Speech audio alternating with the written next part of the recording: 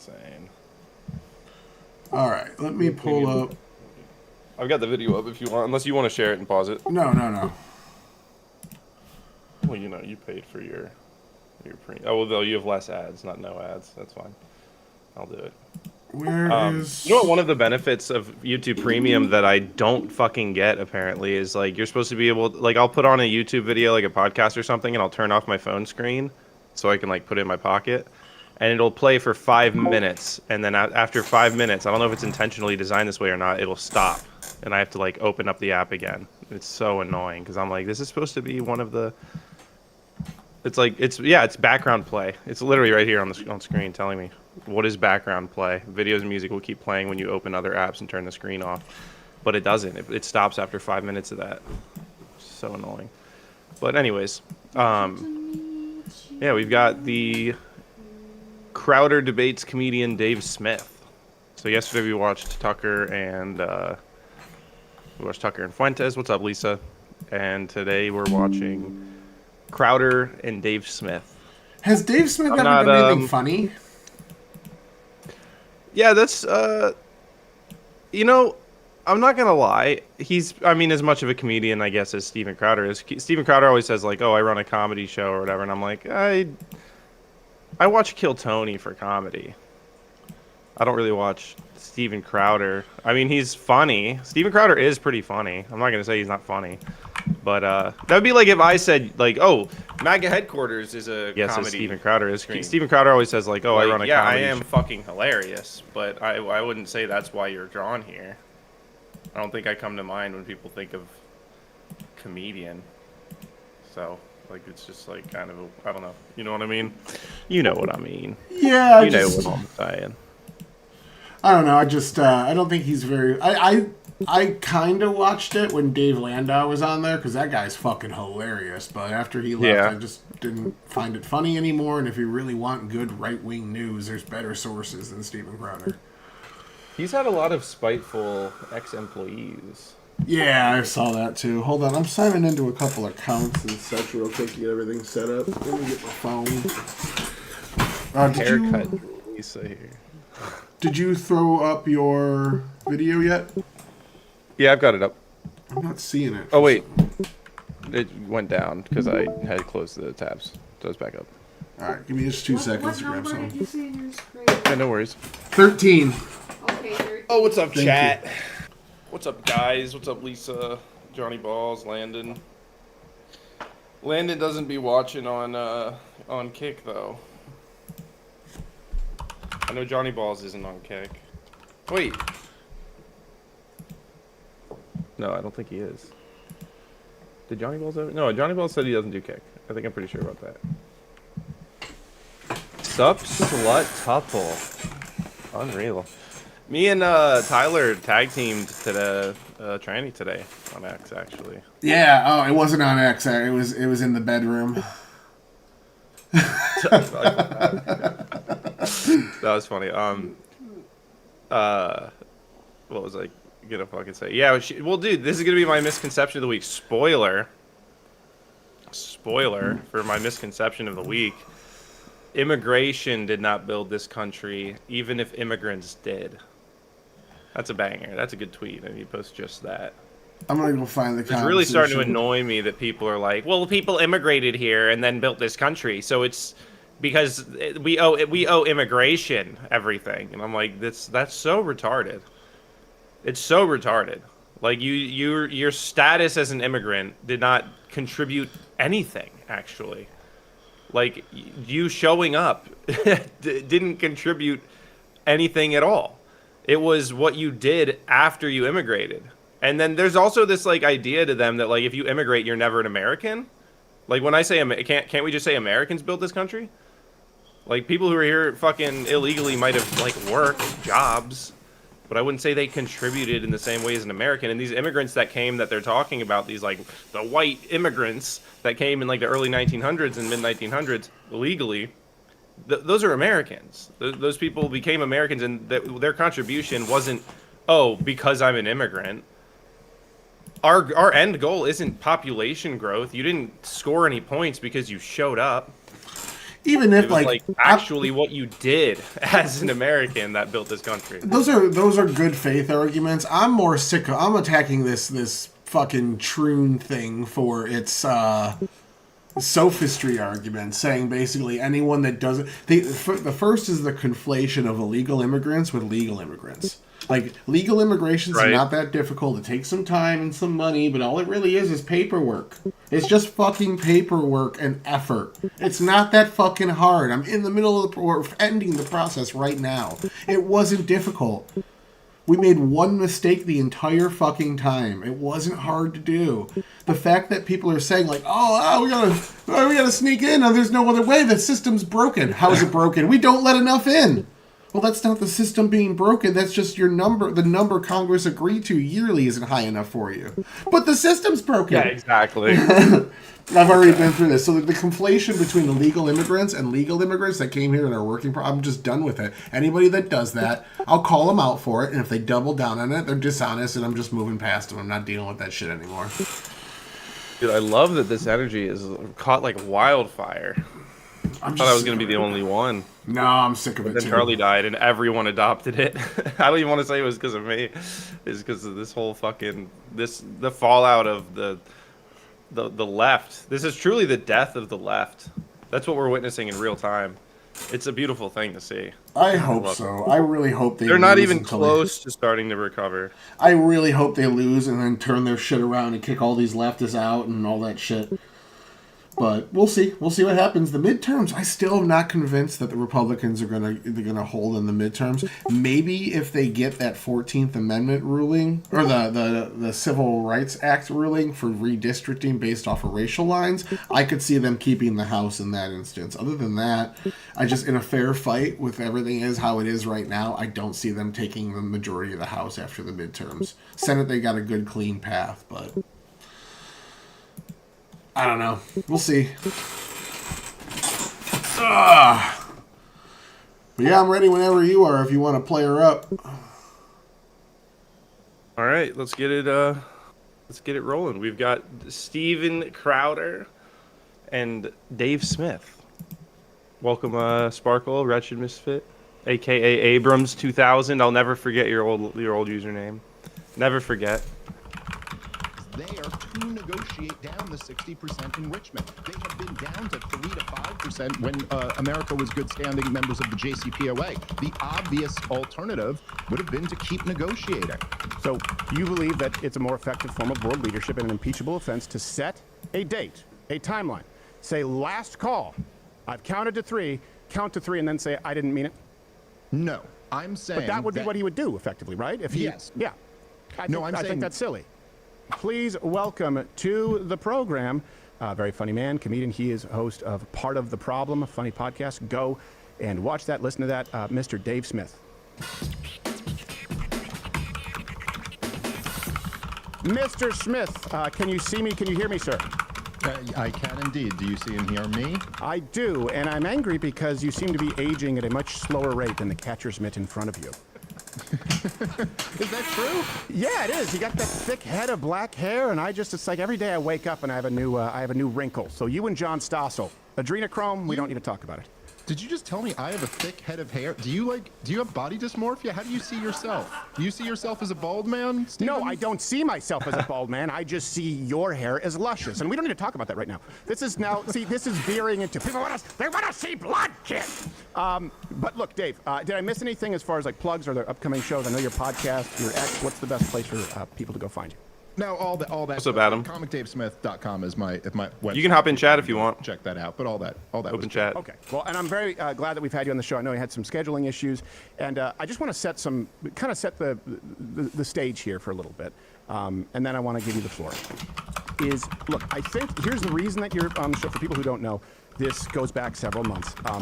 I think that you and I agree on a whole lot more than we disagree, which is why I was surprised at some of your takes. For example, like I think on foreign aid, and you can correct me if I'm wrong on any of this or you disagree, I don't think we should be providing foreign aid to anybody, Israel included, as well as all the surrounding nations. I think we fund all sides of this war. I think we're doing a whole lot. Stop all of it. Let the chips fall where they may. I agree with you that no one should have secret nukes. I think that Israel's nukes are so secret that Dave Smith and Steven Crowder can talk about it on a podcast, but I don't think that anyone should be able to have some kind of a different protocol on nukes. AIPAC, I've said they should go screw themselves with a wire brush. I don't like any lobbying group that acts outside of America's interests. I think we would agree on most of that. And as I understand it, you're pro-life. You've talked about that. I know when we test called, you have a cute little guy about the same age as mine, and I think that fundamentally changes you. So all of these things, we'd be aligned. This is why I'm such a universe apart, where when I invited you on the show, where you called for impeaching President Trump.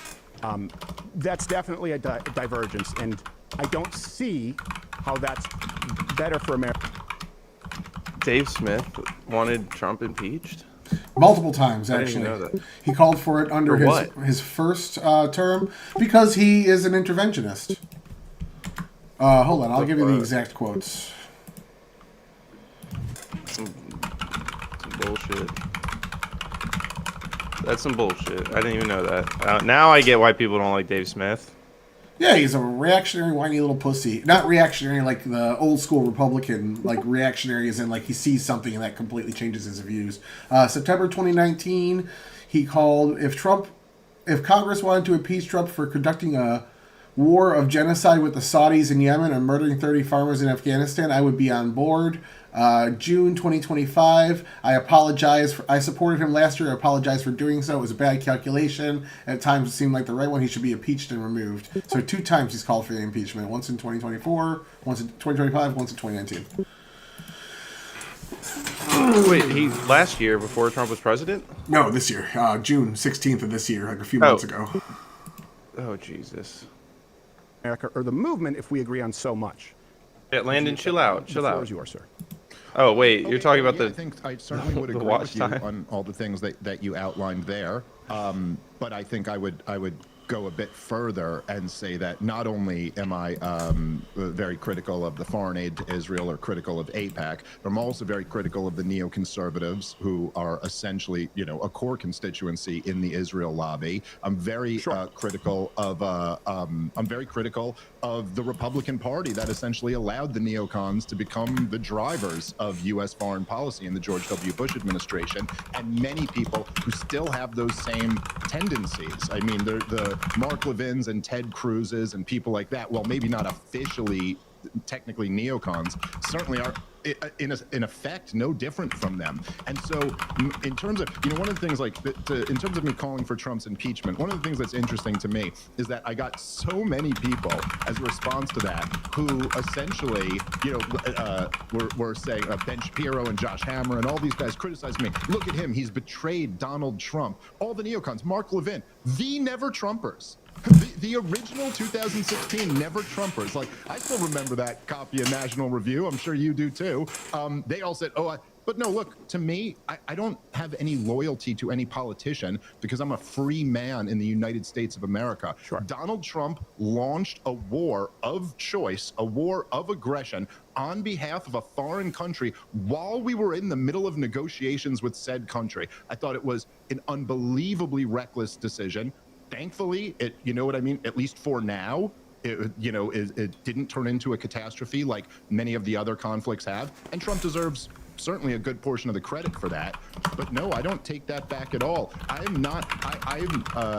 believe that America should only fight wars when America is threatened. And I don't believe in this adventurism, which I think is absolutely crazy, which continues under the Trump administration, continued under the Biden and obviously the Obama and Bush administrations. I'm against all of this stuff. So yeah, I was loudly in opposition to the Iran war. Okay. And I think that's fair. I think some of what you just said I agree with. I disagree with some of the premises, but it sounds like you're saying you still... I don't like the way he phrases things, like loyalty to Trump isn't also just loyalty to the movement that we're building. I think we were in a Twitter thread talking about this the other day, where it's like, oh, you're a cult. And it's like, no, it's just the leader of your movement. If you someone said, oh, you guys excised Liz Cheney or whatever, and it was like, yeah, she's not part of the fucking movement. We're not a cult because people who actively try to obstruct the mission of our movement aren't included and prioritized and welcome in the movement. That doesn't make any sense. And it's not, if you're gonna carry forward a movement, it needs a leader, and it's not even about Trump. Like I just don't get it. I don't get it. Oh. Like is this confusion stemming from the fact that the other side, the opposition, has no leadership because they have barely holding on to any sort of grassroots support that they have. There's no leader on the left, right? So they're confused that it's like, oh, it's because of you guys must just be a cult. And it's like, no, this is literally how any effective movement operates. You have to have a leader. You can't. This is why the left is failing. You can't be effective when you have no leadership. You have nothing. The thing what binds leftists is their hatred for Trump. That's what binds them together. They don't have a leader. They don't have a platform. They just all hate Trump. That's what they're unified behind. We're unified behind a movement, and that movement has a leader because that's a prerequisite to having an effective movement. So I don't know. I don't understand that logic coming from Dave Smith. But is he considered a conservative? What is this? No, he's a libertarian. Libertarian, people don't really remember that libertarian is a subset of liberal. It's just a small government liberal. So a lot of the neoconservatism is bastardized. The way that people use it, and Dave Smith right there is using it, is not like neocon doesn't mean pro-war. Like there's a lot of different political movements that have an interventionist element to them. So to say everybody that's pro-war is a neocon or repeating neocon like views is just wild, because we have like long before neocons were even like the movement itself started in the 40s, and we were already in like World War I and World War II and shit by then. So like the fact that I don't know, we're already interventionists by this point. So to say that like they're just repeating neocon backed incentives, it's just I don't know. But they were called Cold War liberals, who supported the New Deal, civil rights, the neocons. They were fans of the Truman Doctrine, but they broke with the broader left because they opposed Stalin. They opposed the crazy Stalinist ideas. This Carter was when we saw like things like we see now, like soft on crime, policing, sending fucking social workers instead of police to domestic abuse thing, and we saw crime go through the roof in the 70s as a result. And a lot of these people that are neocons were originally Democrats that went to the other side because their party went crazy. So like I would be a modern day equivalent to what a neocon is. So for him to say that neocons are the ones pushing war is saying that war is fundamentally a left-wing thing that they brought to the party with them when they switched teams, and it's just not fucking true, man. He just doesn't know enough about politics, so he thinks this. But the other thing is he was bitching about Mark Levin, saying Mark Levin called him a traitor, blah blah blah, and then he turns around and says, well, Mark Levin changed his mind on Trump too, so he also is. It's like it's the hypocrisy thing you see leftists and people we argue with do online, like calling you a hypocrite while also exposing they're a hypocrite at the same time. So it's just It's the same shit. Like his arguments so far are both retarded, but and the Libertarian Party does have, I'm just responding to chat here. It definitely has two factions. I definitely saw that, Landon. Also, after this video, if we can get through this, maybe me and Tyler will revisit the political compass test. It's quite long, but maybe there's a short version we can do. But that would be interesting for us to do it at the same time and see how far away we are.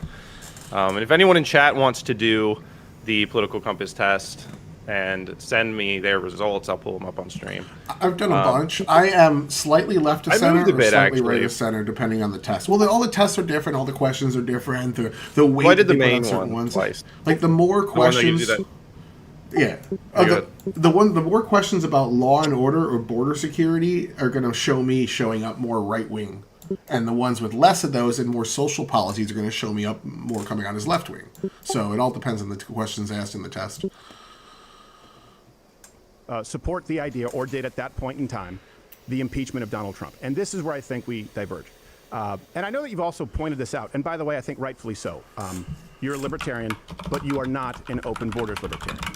You've talked about the need for borders, correct? Yes. Yeah. Because I always said, small L libertarianish, but I've always labeled myself conservative. I've never agreed with him on that. Were you ever at any point, like the Reason magazine sort of open borders approach to libertarianism?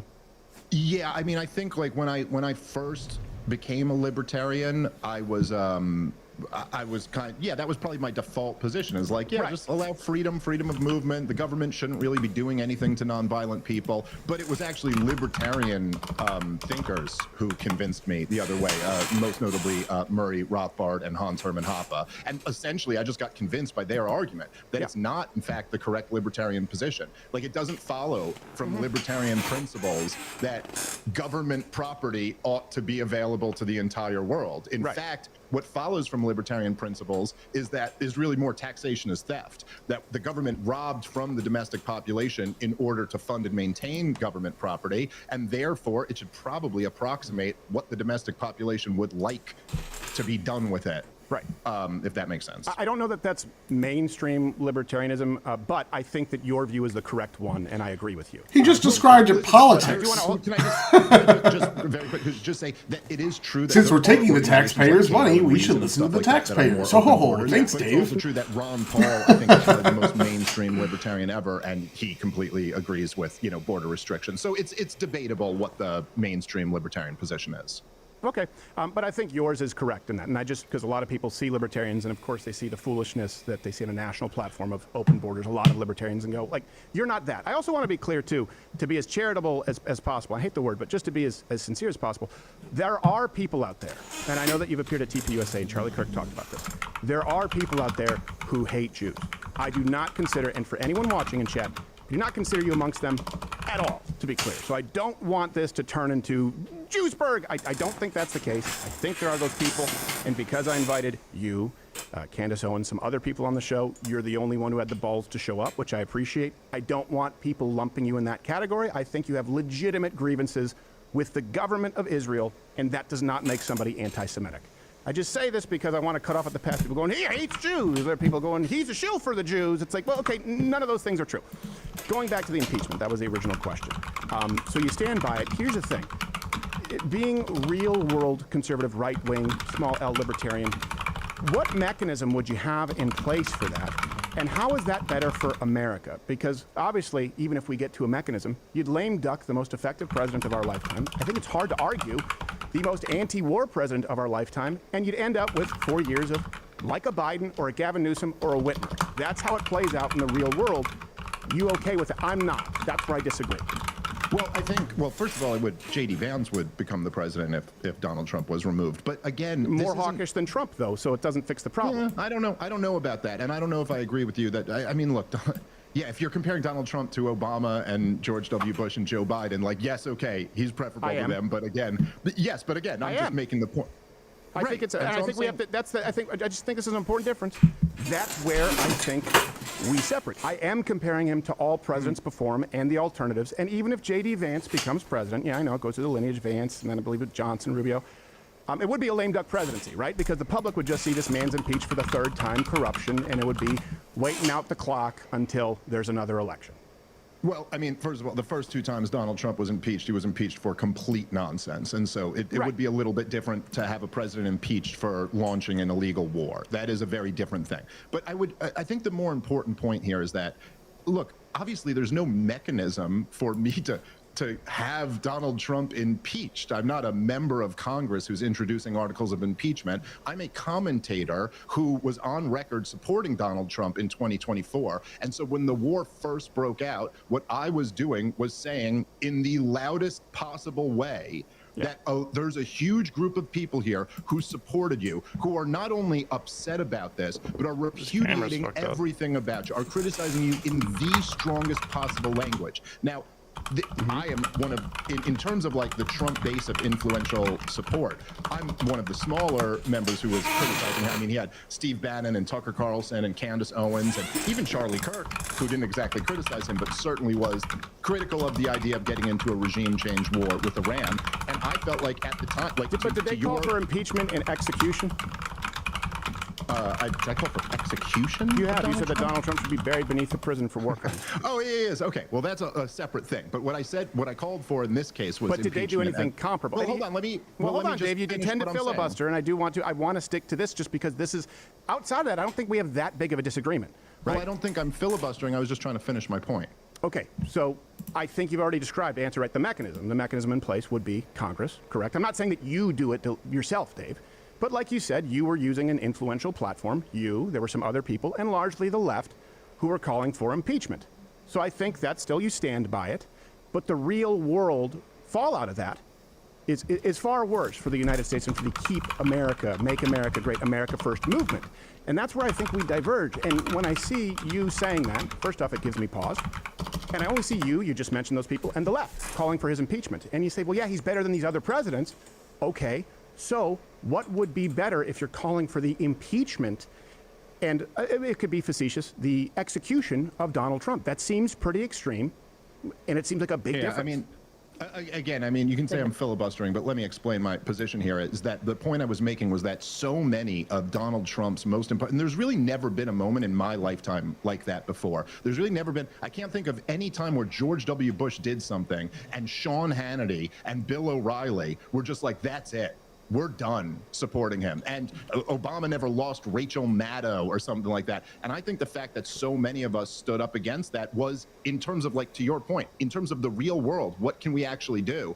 I think that was the most effective thing that we could do at that point, was just to make it very clear that if you do get us into another catastrophic war here, you're going to lose a huge portion of your support. This is the only incentive that politicians respond to. Okay. Now, in terms of your point about me Can saying I address that? Yeah, sure, go ahead. So, and I know that you and I think we both share a hatred, a fundamental hatred of mischaracterizations. Hopefully, you don't think that I've done that here. I've asked these questions fairly. I think that's a Can you pause for 1 second? mischaracterization. I think it was at large of Donald Trump.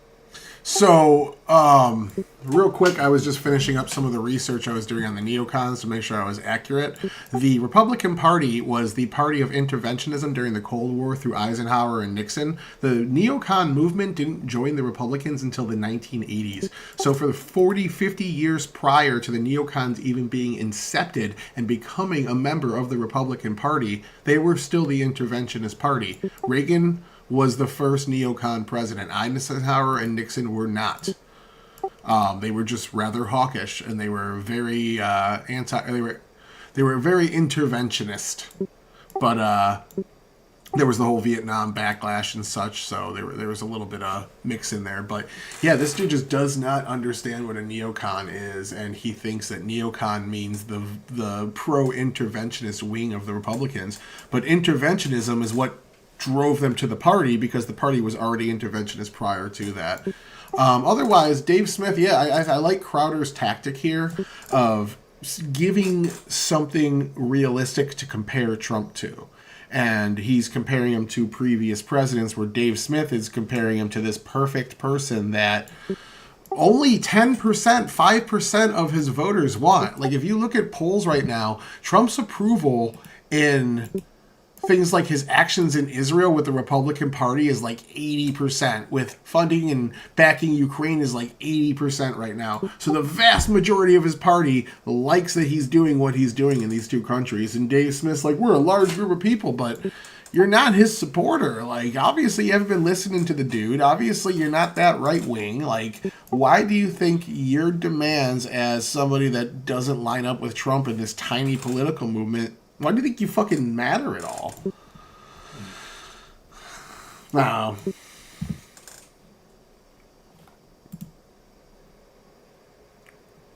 He's playing with his wiener.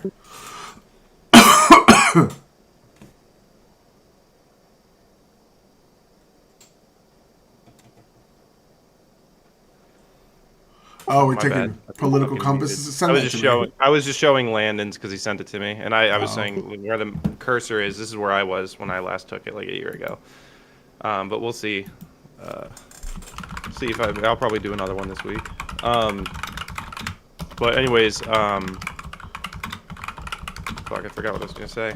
But oh, I'm actually between the two people here. I definitely like Crowder more. I know that chat's a little divided on that. I know Adam doesn't like Crowder, but I like Crowder more than Dave Smith here. From you. I think to say that he should be impeached based on a betrayal, when we probably don't have a president with a more clear track record on any issue than Donald Trump on Iran. If I said Israel, I meant to say Iran, where he said they can't get nukes, that famous escalator ride down, immediately said, and if I'm president, Iran won't get nukes. And before that, on X, saying Iran cannot get a nuke, 60 days talking, negotiating. They weren't playing ball. Time is up. You can disagree with it. But to suggest that that's a betrayal, I would say that's the exact opposite. People maybe need to do the research on the candidate who they're supporting, in your case, endorsing. Close it. Close it right now. Close it right now. Close it. No, I Oh my! disagree You're gonna ruin my completely, and I fucking think that super Donald high Trump score also, game. Why don't you just bragged download it on your about not phone? getting us in any new It took wars me and months to bragged do about that. ending wars, many of which he didn't end. But no, I mean, look, there's a major difference between just saying It's all right. Iran Just close won't it, I get can fix nukes, it. which could mean anything, and saying I will launch a war against Iran if they enrich up to 60% and are still willing to negotiate down the enrichment. I'm sorry, those are just very different things. Well, you called for his impeachment before Well, he Stephen, launched just the let me strike, finish and a- we're not let at me war. But finish a Dave, you've been talking. Hold on a sentence here, second. man. You, No, Dave, you're saying you I'm always do this where you say, filibustering. let me finish a sentence, but then you address a point and then scattershot about different points. You I called for always this do this. before. I'm on the exact point that you just asked me about, Stephen. You're claiming I'm filibustering. You're interrupting every time I speak. No, I'm not, Dave. I want to address that one point, and then we'll go back. We're not at war. You called for his impeachment before the strike. I do think if you're talking about, what other option outside of diplomacy, because you said there are many other options, it could mean anything.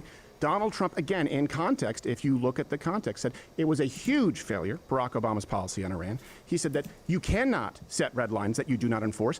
First of all, hold on. I need to address something in chat. Bitch, please. Nothing feminine about me at all. Sis, leave me alone. Alright, I need to work on that. Anyways. Still 50-50 on Crowder. Yeah, okay, by the way, for the record, I don't watch Nick Fuentes' show. I see clips of him just like everyone else does, and using a GIF of him I didn't realize was going to make me... Now I'm a groiper now. I'm a groiper because I used a reaction GIF, even though I use reaction GIFs of people I don't even know. People that aren't even creators. So, yeah, I thought that was funny. But, I don't know, I guess I'm closer to a groiper than whoever I was talking to, who's on the opposite side. So they just... I mean, they were calling me a Nazi, and they don't know me. So it's... Sure, I guess I shouldn't take it too seriously that I was called a groiper. Yeah. This point that Dave's making here, that Iran was willing to negotiate down, that was not the case. Trump gave them 60 days, and they basically told them to fuck off, and when the 60 days expired... That's when Israel attacked. They were given a timeline. They've been given a decade plus of different options that Trump's been negotiating with them. He negotiated with them in the first term and through the beginning of the second term. So Dave Smith's saying that, oh, they were at the table ready to do this and Trump just bombed them anyways. It's bullshit. They've been at the table fucking lying the entire time. It's the same thing. True. Yeah, like, I remember this. We were event live happening. streaming during all of this happening. Remember, we were having the panel debates about how people were saying, "Oh, they only got set back 3 months." Yep. And I don't know that they've even cleared the debris yet. It's been they're still working 5 on months. It's we're on 4 right now. Yeah. Yeah, but anyways, bitch, please. Don't you ever call me a femboy again. Will enforce my red lines. Donald Trump was very clear. He set a red line. 60 days are up. So we've tried the diplomacy. Well, what other mechanisms are in place to prevent it? Yeah, okay, well, I don't think, I mean, again, if you're saying that enriching up to 60% was the big problem, then the JCPOA wasn't a failure. They weren't enriching anywhere near to that level until Donald Trump tore up the agreement, excuse me, or walked away, pulled America out of the agreement. And yes, he arbitrarily set a timeline of 60 days, but there were meetings scheduled for the next day or 2 days later when Israel first struck them and Donald Trump walked away. So the alternative was obviously to keep negotiating. Look, Iran... That's bullshit. It was a tactic. Donald Trump, the administration's already spoken about this. They knew that Israel was going to attack. They endorsed Israel attacking. And Steve Witkoff didn't cancel the meeting so that he could allow Israel to have cover. The administration's already come out and said this, and Dave Smith's pretending like that didn't happen, and Trump got duped. It's so fucking uninformed. Every point he makes is just doesn't follow the news. He's just saying shit. I wish Crowder would be better at refuting some of these point by point. Well, it's just when you mention it, I do remember this in real time. This wasn't that long ago. This was literally this summer. Yeah, like all this shit 3 to happened. 5% when Yeah. It's just the way America he's was framing it is good-standing just members wild. of the JCPOA. The obvious alternative would have been to keep negotiating. So you believe that it's a more effective form of world leadership and an impeachable offense to set a date, a timeline, say last call. I've counted to 3, count to 3, and then say I didn't mean it. No, I'm saying. But that would be what he would do, effectively, right? If he, Yes. Yeah. I I'm think saying- that's silly for a president to do Okay, that. right. But that's not what I said. But you think what you said is silly. Okay. But what I'm saying. No, he did say, is that- right, we're 60 days up. Was Iran negotiating? Did Iran come to the negotiating table? Did Iran allow You just inspections? finish whenever you want to, and then I'll try to. Oh, I asked you, was it 60 days up? Did Donald Trump count to 3? Yeah. So he should continue negotiating after he sets a red line. Yeah, well, he would. Well, no, Stephen. It's a little bit more. It's a little bit more than 1 cent. Okay. It's a little bit more than 1 centimeter deep. Okay. Please enlighten me as shallow as I am. Dude, it's like you just. I know. Go ahead. No, just a lot of people told me that. Watch out, he's going to be constantly interrupting you. But I didn't realize it was actually going to be like this. Oh, shut up, you fucking What bitch. happened was Donald not Trump your had show. at the beginning of the negotiation. This is like that's It's a also Rob. just- It's a Rob Noir tactic to just fucking complain, like just talk the entire time, and as soon as someone tries to butt in and refute you point by point, oh, you're just interrupting me, bro. You've been talking the whole fucking time. This is like an interview, less than a debate. Yeah. Well, I don't even know this was supposed to be. Oh, I guess it is supposed to be Crowder debates Dave Smith. But, yeah. I mean, it's more annoying when they just start going on and they don't let you get in to address a point because you, like you said, you don't want to scattershot 15 points and then you just don't touch on any of them. But I don't know. I'm not like a huge fan of either of these. I like Crowder more than Dave Smith, obviously. Although I also don't really know Dave Smith at all. But I do like Crowder generally. So perhaps there's a bias here, but I don't know. That complaint is a little annoying. Like it's the meta conversation's boring.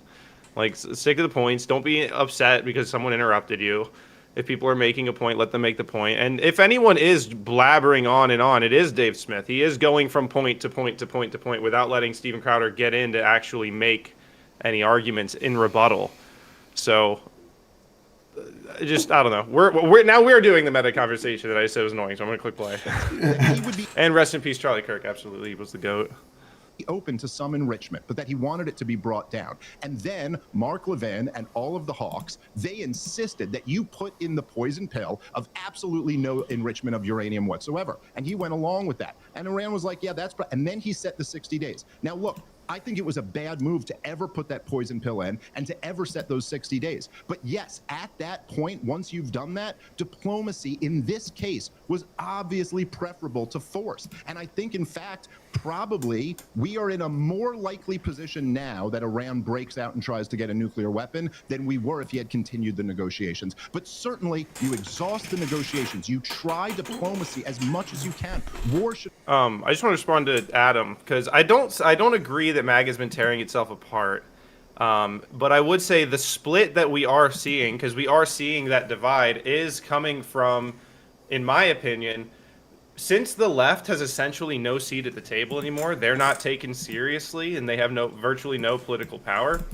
The differences amongst the right are the dominant, interesting debate now. It's more interesting to hear the internal debate on MAGA's side than to hear the debate between the right and the left. So you're kind of right in that it's more split visibly, but I don't think that split didn't exist. It's just that like the left wing has essentially left the conversation, and all of the interesting debate is now happening between and on the right.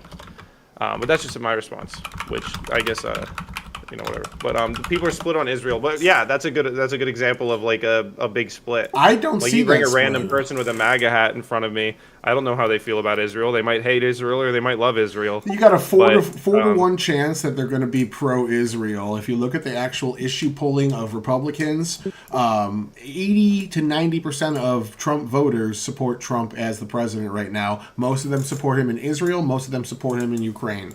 So, like, this isn't like it's not divided. It's like a tiny fraction of the party feels this way. If you want to look for an actual split, you could look at the Democrats, where it's like 50-50 on supporting Israel. The GOP is like 90-10.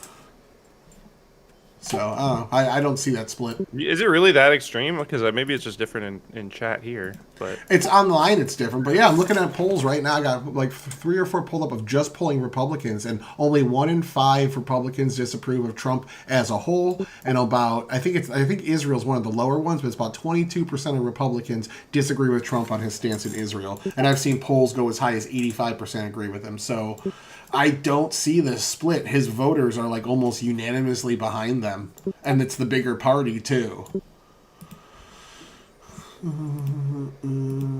Always be an absolute last option. And he didn't exhaust that. Instead, he supported attacking them in the middle of the negotiations. That is dishonorable. It is unethical, and it's bad.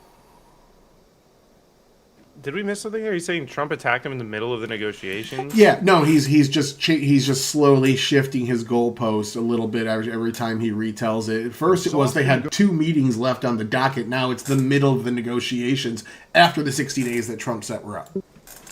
Negotiations. You try diplomacy as much as you can. War should always be an absolute last option. And Why do they keep saying war, by the way? Like, we didn't get dragged into, like, some massive conflict where all these people we know are getting deployed over to Iran. They conducted a strike. Isn't it? Am I just ignorant to, like, the military side of this? Because I feel like I don't get a lot of news about some massive war happening in Iran. Why is he acting like we got sucked into a giant war? Like this is like 2001 in Iraq or something. His argument requires this. If you just say we dropped a couple of bombs, got out of there, it was extremely effective, and nothing happened as a result, then you don't have anything to be mad about. he didn't exhaust that. Instead, he supported attacking them in the middle of the negotiations. That is dishonorable. It is unethical, and it's bad leadership. Yeah, I don't think it's dishonorable. I don't think it's unethical, and I don't think it's bad leadership. I think it would be bad leadership to allow a country to completely flagrantly disregard their own agreements, to not honor their word, to have international oversight committees that you cite, Dave, as the gold standard, saying, yeah, they're only a few weeks away from this kind of dangerous uranium enrichment, and then to say, you know what, let's continue diplomacy. So here's my question to you. Because you said impeach, you said war crimes, and it sounds to me like there's no president in our lifetime who you wouldn't bury beneath the prison for war crimes. Can you name one? No, I think every president in my lifetime has been a war criminal. That's right. Okay, so every president in your lifetime has been a war criminal. I was just making a disgusted noise. If he actually believed that, then what's the point in impeaching the president? Doesn't that seem like there's a deeper systemic problem regarding the military, like, industrial complex that would be to blame, rather than just replacing the president that's effective on every other question in government? Well, if you punish one for it, the next one might think twice about doing it. I think is also maybe the logic there. But, like, you actually have to prove somebody committed a war crime. And this dude says Israel commits war crimes, and there's just no evidence to that. The investigations have been done by the United States government under Joe Biden, not Trump, who's much more pro-Israel. And they found no evidence of war crimes. So Dave just says things and hopes that you don't do any sort of deep diving into what he's saying. Impeach Donald Trump beneath the prison. It's part of being a world empire, yeah. Yeah. I don't think Donald Trump is a neocon. As a matter of fact, I think he's the least neocon of all the presidents that we've had. We might just have a disagreement on that, but I definitely think he's a neocon. Well, you said your gripe was with neocons and your criticism of Donald Trump. I have criticisms of Donald Trump. H-1Bs, big one. I went in hard on that, for crying out loud. When you talk about the Epstein debacle, unveiling that, Pam Bondi shouldn't have a job. The Chinese student foreign visas. I just want to be on the record saying this. I'm not going to derail too long here, but I think a lot of the criticisms of Pam Bondi aren't going to age well. I think that she's doing a much better job than she gets credit for, because she's bad on red flag laws. She's not the most pro 2A person that could be in the Attorney General seat. But what she does in her day-to-day work isn't always surrounded around the Second Amendment. She's prosecuting. She's dealing with the cartels. The fact that I think Trump still has her around indicates that she's been doing at least a satisfactory job in Trump's eyes. She's made a few mistakes. Certainly not though. afraid to fire and replace an attorney general. Like, right, she's not perfect. And there's a lot of issues that I simply, or not even simply, vehemently disagree with her on. But I think we kind of ignore, like, 95% of the work that she's doing because the other 5% is so ugly. The hate speech comment is another example, Adam. Yeah, like, I didn't obviously agree with her on that. But that doesn't devalue her work as essentially the lead attorney prosecuting cases as attorney general. I think that when all is said and done, she's probably gonna deserve more credit than people are willing to give her. That's my opinion. Well, that's the thing is she's learning on the fly. In a way, if she was a Democrat, we would all be calling her a DEI hire. She was hired because she's a hot blonde. And Trump's got a lot of them there that are unqualified, like that chick charging Comey. And she was the AG in Florida, wasn't she? Yeah, she was a state AG, but she just doesn't seem like she's up to this job as much as she should be. She was only the AG in Florida for one term, I think, right? I'm not sure, and I mean Kamala was AG in California. I'm not gonna. Yeah, so like I just don't think impressive thing for Pam and not for Kamala. So. Yeah, I don't think she's as equipped for the job as she should be. In a way, she's kind of a DEI hire, but it's more he hired a hot chick to be around him, which I don't, I understand it, but I don't. I think she's made a lot of stupid mistakes, and they're gonna go away as she gets more comfortable in the job, and it's gonna fade into the background. They're not gonna age well. You're 100% correct. But the fact is they were avoidable if she would have gotten somebody a little better. Barr wouldn't have made those mistakes.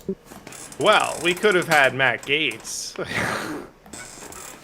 Yeah, he's like... That would have been awesome. He's like Destiny, banging 17-year-olds. I honestly I never looked into that whole scandal. He did. Is He that didn't actually what know. happened? He didn't know. He was somebody he knew. He was paying money to a buddy to facilitate to bring girls to parties he was at, and they do a bunch of drugs and fuck. And one of the girls was 17. He wasn't aware of that fact, but he fucked her anyways.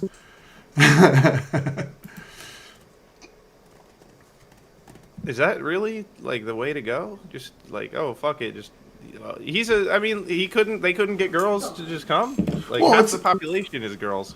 It's more There's so like, many. hey, the boys are getting together. We're gonna get some drinks. Go out and pick up some broads for us, and you'll go out to like, hey, a bunch of college girls. Hey, college girls, you want to get drunk and party, and get like a limo full and bring them to the party. It's like what Epstein used to do in the front.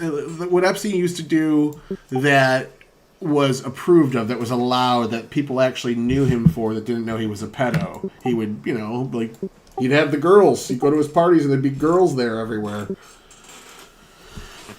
Well, Criticize him on a regular basis, calling for impeachment, and buried beneath the prison when this man has ended more wars than any other president, at least that I can recall. Pretty close. He's ended many wars. The only one that he hasn't ended is Ukraine. Which ones did he end? We're talking about conflicts right now. I mean, for 12-day war is done. If you want to, because you've attributed that to Donald Trump and He Israel. started I mean, we now and have a ended it. ceasefire. Okay. Before that, we had the Abraham Accords. I mean, if you look at the invasions that have taken place, None of those ended a war. If The we're Abraham looking at- Accords didn't end any wars. So if we're looking at the other examples in the past where you look at invasions from Russia when they got froggy, obviously they tend to favor Democrat administrations. I think he's been very non-interventionist, not an isolationist. And I think that Thailand, Cambodia is one that comes to mind. India, Pakistan. None of those count. Israel, Gaza, India, Pakistan. No, not that none of them count, Stephen. It's just that none of Azerbaijan, them- Armenia. I know that because I have a lot of Armenian friends. I mean, you keep interrupting me. Okay. Do none of these count? yeah. I don't think any of them. Didn't he end like the Rwanda Congo thing? Didn't you do a debate on that? Yeah. He's got 8 that he's claiming. I can check what they are, but I only can think of like 3 or 4 offhand. I know he's claiming Israel Hamas different from Israel Iran. So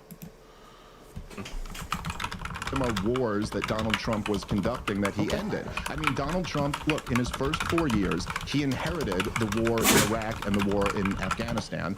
We had troops in Syria. We had troops in Somalia. He talked about pulling them out, and in fact, I think he was the major reporting about him being lied to about the number of troops in Syria, but he never did get them out. He kept the war going in Afghanistan for 4 years, surged it, even though he knew it was an unwinnable war. I will give him credit, he eventually wrote the plans that did get out, but it was for his second term, and then of course he left it to Joe Biden to completely fumble No the entire disagreement thing. there. He kept the war in the Saudi invasion of Yemen going his entire first 4 years. He just broke records for the most strikes in Somalia in any year. We've been bombing them since 2002, I think. I mean, I don't know. And he's backed Israel his entire time in their destruction of Gaza, and he's failed to stop the war in Ukraine. So, like, again, his rhetoric is certainly better. And there are a few things I could look to that I would point to, go, hey, he did a really good job there. But I don't know. I don't really agree with your overall characterization. Well, it's not that you disagree with my overall characterization. Your question was, name me any wars he's ended. And then you move the goalpost, right? No. When I said wars he's ended, I didn't mean like he picked up a phone call and then a conflict like between two other parties. I'm saying wars that America's been involved in. So diplomacy either doesn't count funding there. or fighting. So none of those No, would I'm saying count. that's good. No, I'm not saying it doesn't count. I'm saying it's not exactly a war he ended. Well, I want to have this conversation in good faith. And if you say, name me any wars he's ended, and I go, okay, Thailand, Cambodia, Israel, Gaza, ceasefire, Armenia, Azerbaijan, you could argue, hold on a second. You could argue that Yemen, really a proxy war with Iran, which kind of brings us back to the initial point. It's certainly more than other presidents. So picking up the phone and engaging in diplomacy, which I thought you would be supportive of, he's done it more than other presidents. And I would say he's set apart pretty significantly, which is why I don't want to impeach him. I don't think that would make America stronger, more effective. I think it would make us weaker. That's really the crux of this. I think he's better than other presidents. I think he's the most effective president of our lifetime. And I don't think it's an impeachable offense. You asked me which wars did he end. I just gave you a list. Do those count? Well, it's again not okay. Look, if you're talking about the war between Israel, if you can call it a war, Israel's destruction of Gaza, yes, after funding and facilitating the whole thing for his entire second term of his presidency, he's gotten a very loosely holding together ceasefire as of right now. So yes, as I've said on my show and said publicly, I give him credit for that. That part was better. The funding it for the his entire presidency, which you seem to agree with, that part was wrong. I agree with the funding of it, you're saying? No, I said which you already said. Oh, yeah, I agree with you. Yes, me sorry, on. yes. You agree with me. No, on that. I'm We just should be making. Yeah, doing I it. agree with you. Yeah. So okay. You and so I what share is that this same thing? common ground, but I just think it's important. Okay. Dave, So you what- said interrupting. I've got a timer clock going. I don't think you're going to like the way it looks. Okay. all right, so I so- was listing the other examples of Donald Trump being a non-intervention. Oh, got him. That was funny. I wish Sarah would set one of those up so when Rob complained about how he's constantly being cut off, she could be like, bro, you've actually spoken 3 times as much as everyone else combined. I don't know, man. I just, that whole situation pisses me off. But yeah. No, he's 100% right here. Sarah, huh? Huh? Your team Sarah? Oh yeah, I mean I don't dislike Rob. I just think he acts like a baby. Like they 10 to 20% of them. I've been on multiple panels with him where he's had a meltdown and either rage quit or refused to through a tantrum essentially. And he's done it to me. I have a video that we could maybe watch sometime. It's like a half-an-hour event where I went on his channel. I had polling data. I had laws I was citing and shit. He put me in mute, said I was too fucking boring, and then spent 15 minutes saying I was a closeted leftist pretending to be a moderate so I could Pied Piper people into the left wing and all this stupid shit. And Wow. then, and then I was banned me thinking from maybe his, the opposite. yeah, and then he banned me from his channel for like a year. That's Oh Rob wow, did, this is a while ago. Rob did that. So for Rob to sit there and pretend like he's this beacon of like maturity and everyone's just mean to him, no, dude. That dude has emotional meltdowns every time he either starts taking an L or somebody does something he doesn't like. Well, I've seen some debates he's done there where people are like, "I'm just gonna interrupt you because I think it's funny and I hate you" or whatever. And I was like, "All right." I mean, there are some times where I feel like he gets shit unjustly, but at the same time, I don't have that breadth of. I don't watch Sarah the Raging Tomato that much, so I don't know. I just see like mostly clips and stuff. I think I went on there once. Yeah, no, I did go on there once. I'm trying to remember. I think it was me and Gibbs versus. I don't even know. Sadie might remember. Yeah. I don't remember. So I remember for- going on there though. So for Rob to sit there and bitch about anyone be abusing their power and not moderating good enough, I got a fucking video of Rob completely abusing his power and moderating in the most biased and shitty way possible, and then just laughing it off and moving on because when he's in charge, it's okay. It's different when he does it, and if anyone does it to him, they're awful and evil, and we need to not talk to them anymore. It's like it's cry bully shit. He's basically just right wing Pisco. Maybe a little more honest. Maybe he's a little more honest. All right. By the way, we're just giving this a real quick honor. Can you see this clip on my screen right now? Yeah. Okay. It's been 8 years to the day since we saw this. It is, it's just awfully good that someone with the temperament of Donald Trump is not in charge of the law in our country. Because you'd be in jail. Secretary Clinton. Would it be 9 years I ago? miss these edits, bro, so much. It's 9 years ago to the day. This took place in 2015. Please not talk out loud. Please do not applaud. You're just waiting. I love that he stopped himself. He said, please don't talk out loud. Because you want to say, please don't cheer for Trump. All right, anyways, back to the debate. Comparison to Biden, for example. Even just using your example there, talk about funding the war, Israel, Gaza. Ceasefire's pretty damn quick into Donald Trump's presidency. And I'm not saying it's perfect. I think it's better than no ceasefire. I think picking up the phone and ending conflicts is better than not, but we still find ourselves at the intersect of impeachment. And so, well, let's move on, you stand by it. I believe that the impeachment, which you called for before the surgical strike on Iranian enrichment facilities, was based on him starting another illegal baseless war, right? That would be the reason for it? Yeah, sure. A war of choice, a war of aggression, an illegal war. The Constitution is very clear. You need Congress to declare war. Every single war since World War II has been illegal. There was absolutely no need to launch those strikes. They pose no threat to us. Okay. All right, we'll pause So real that's where I quick. would disagree, but I also understand that you're consistent. The Constitution says that in its original form. Unfortunately for Dave, the Constitution can be changed and amended. The Constitution also says in its original form that Congress has the power to allocate powers to the president or the courts, to the other two branches, because Congress is in control of that, and Congress gave the president authority. We're about to do a Gibbs panel on this tomorrow. Congress gave the president authority to attack people. It can't start a full war, but what we did with Iran was not a fucking war. And Dave Smith is flat out lying, saying dropping a few bombs on Iran was the equivalent of going to war with them. The dude can't, like, as soon as you get past his hyperbole and take everything down and qualify it properly with its actual definitions, he has no fucking point. It just falls apart completely. He was relying on hyperbole. And I do appreciate it. You think that every war since World War II is illegal, every military strike, and every president is a war criminal who should be executed. I don't think that's realistic.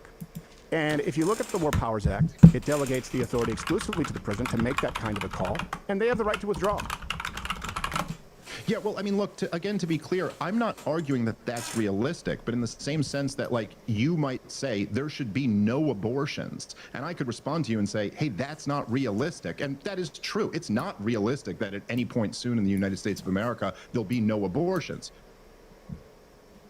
That's a political conclusion, though. That's, like, based on the current makeup of Congress and the election patterns. That's not really based on, I do think you could outlaw abortions.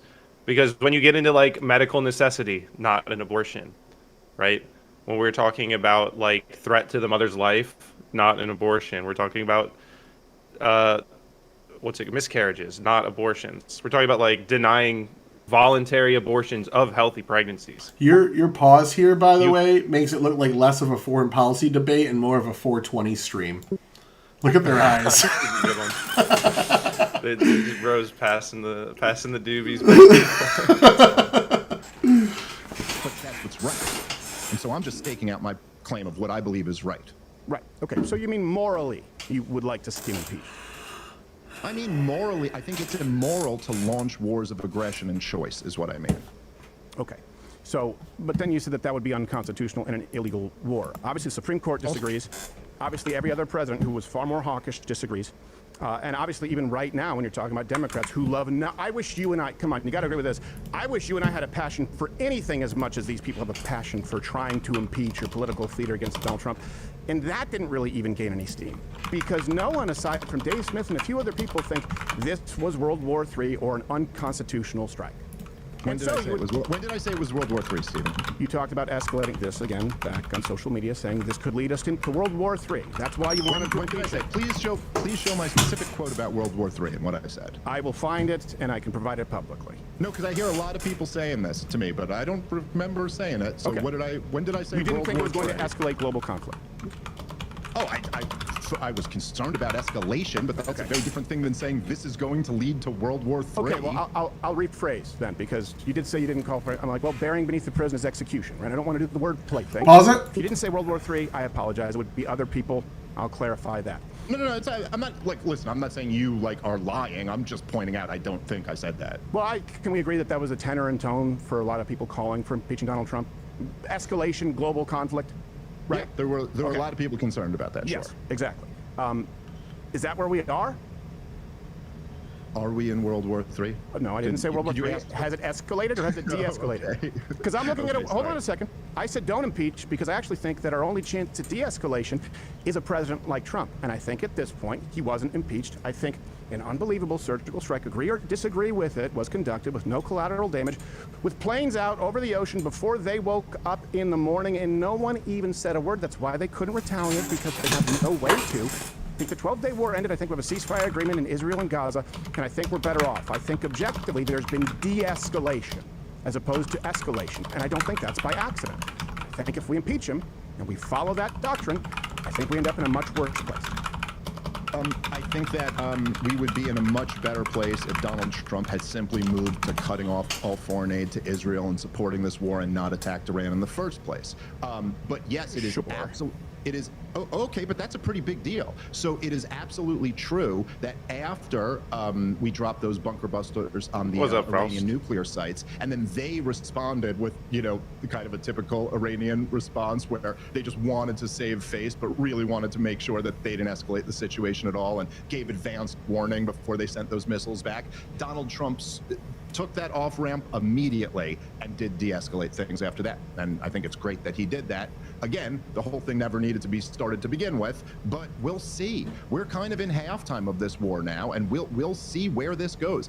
Every time Netanyahu's interviewed about this, he's still talking about the capabilities that Iran is building back up. They're vowing to rebuild their nuclear program. Donald Trump is saying that'll be a big problem if it happens again.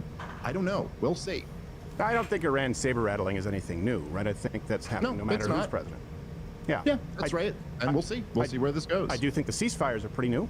I think they're pretty unique, and I think it's kind of a calling card of Donald Trump, which is why I wouldn't want to see him impeached or buried beneath the prison.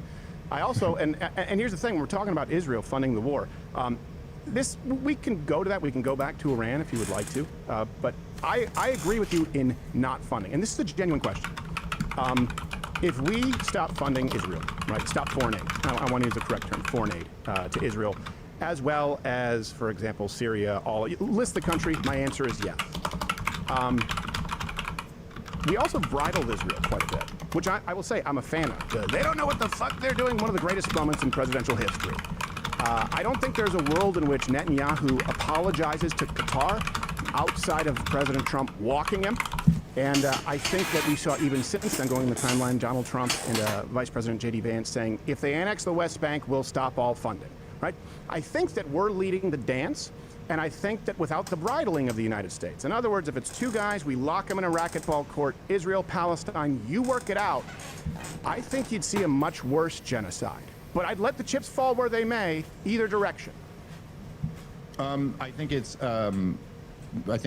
absolutely not the case that if America wasn't backing Israel, and when you talk about this, because you say foreign aid to all the countries, right? You got to think it's not just that we prop up Israel and give them all types of weapons and intelligence, communication, and veto every critical resolution at the UN, but it's that we also prop up Jordan and Saudi and Egypt and all of their surrounding countries to be friends with Israel. And so the idea that if we pulled all of that back, Israel would be more aggressive, I just think is absolutely wrong. I think they would have no choice. In fact, it's the moral hazard that America always creates when we go in battle.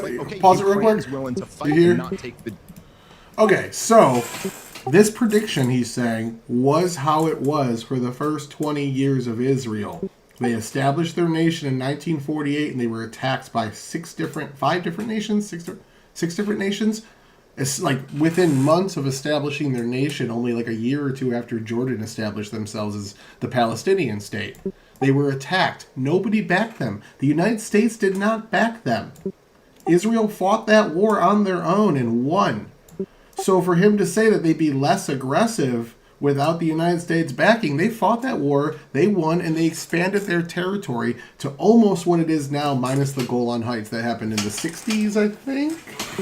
But Israel, before U.S. support, seized most of the land that wasn't part of original Israel, and they seized significantly less land since they've had U.S. backing.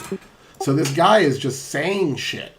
Like, all you have to do is look back 50 years and you can see the scenario he's describing and see how Israel acted. It seized more land. It was in more foreign conflicts. If anything, the United States has caused more peace in the region.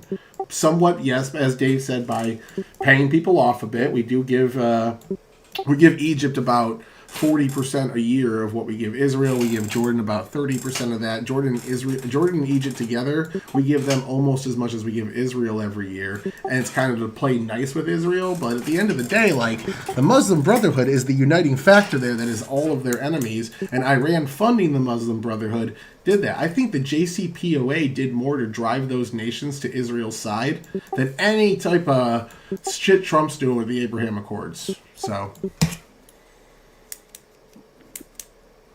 Yeah. I mean, I don't have a super well thought out or historical understanding of Israel and all that stuff, but I don't know. I mean, what was it? Ben Shapiro's quote's coming to mind where he's like, Israel can take care of herself. I don't know how much Israel actually does rely on the United States, but it does seem like they rely on us quite a bit. If we were to just pull out of Israel entirely and say we're just going to be neutral with you guys and stop funding you, do you think Israel would have serious issues, or would they be able to sustain themselves? I mean, losing 1.5 to 2% of your GDP worth of money coming in, I mean, it could cause a couple... Like, imagine if 2% of our GDP just disappeared tomorrow. It didn't come from anywhere in particular. It would cause some issues. You'd have to move some money around. You might have to cut a program or two, but generally, no, they'd be just fine. They won that war with Iran without us. They completely destroyed, and they bought weapons from us, and that's about it. We sell them weapons. They won that war with Iran and destroyed like 2/3 of their long-range rocket launchers, a bunch of places where they make fucking rockets and drones. They blew up their ports. They blew up a bunch of fucking, all of their air defense, everything, all on their own without the help of the United States. Granted, we did give them a bunch of weapons before them that they used in this conflict, but they could have just easily bought those as well. I just don't see it. He's just making shit up. From America, and same with Israel. They get way bigger than their bridges because the U.S. is backing them up, and I think we should just get out of that business altogether. And honestly, if we agree on that, there's really not much else to argue about, because that's the whole game. The whole game is that America is involved already. We are propping them up, and if we weren't doing that, I don't think we ever would have even attacked Iran. I don't even think we would be talking about Iran right now. Yeah, see, that's where I disagree. And that's where I disagree. And by the way, the same people you talk about, Saudi, and by the way, my answer is yes, right? Just to be clear. And just so you know, I'll get accused of being anti-Semitic for that position. I said it to Ben Shapiro on the show in 2015. I said, let's just stop funding all of it. Because if you add it up collectively, not just the nations who align with Israel, but the nations who would probably like to wipe Israel out, they technically come out ahead because we spread money around, and I think it's foolish. We would agree on that. But Saudi Arabia is an interesting example. Because when we're talking about Iran, I don't care if Israel sees Iran as a threat. I care if Iran is a potential threat to the United States. Obviously, the fact that they're run by a death cult who chant death to America isn't enough to go on. I'm not saying that.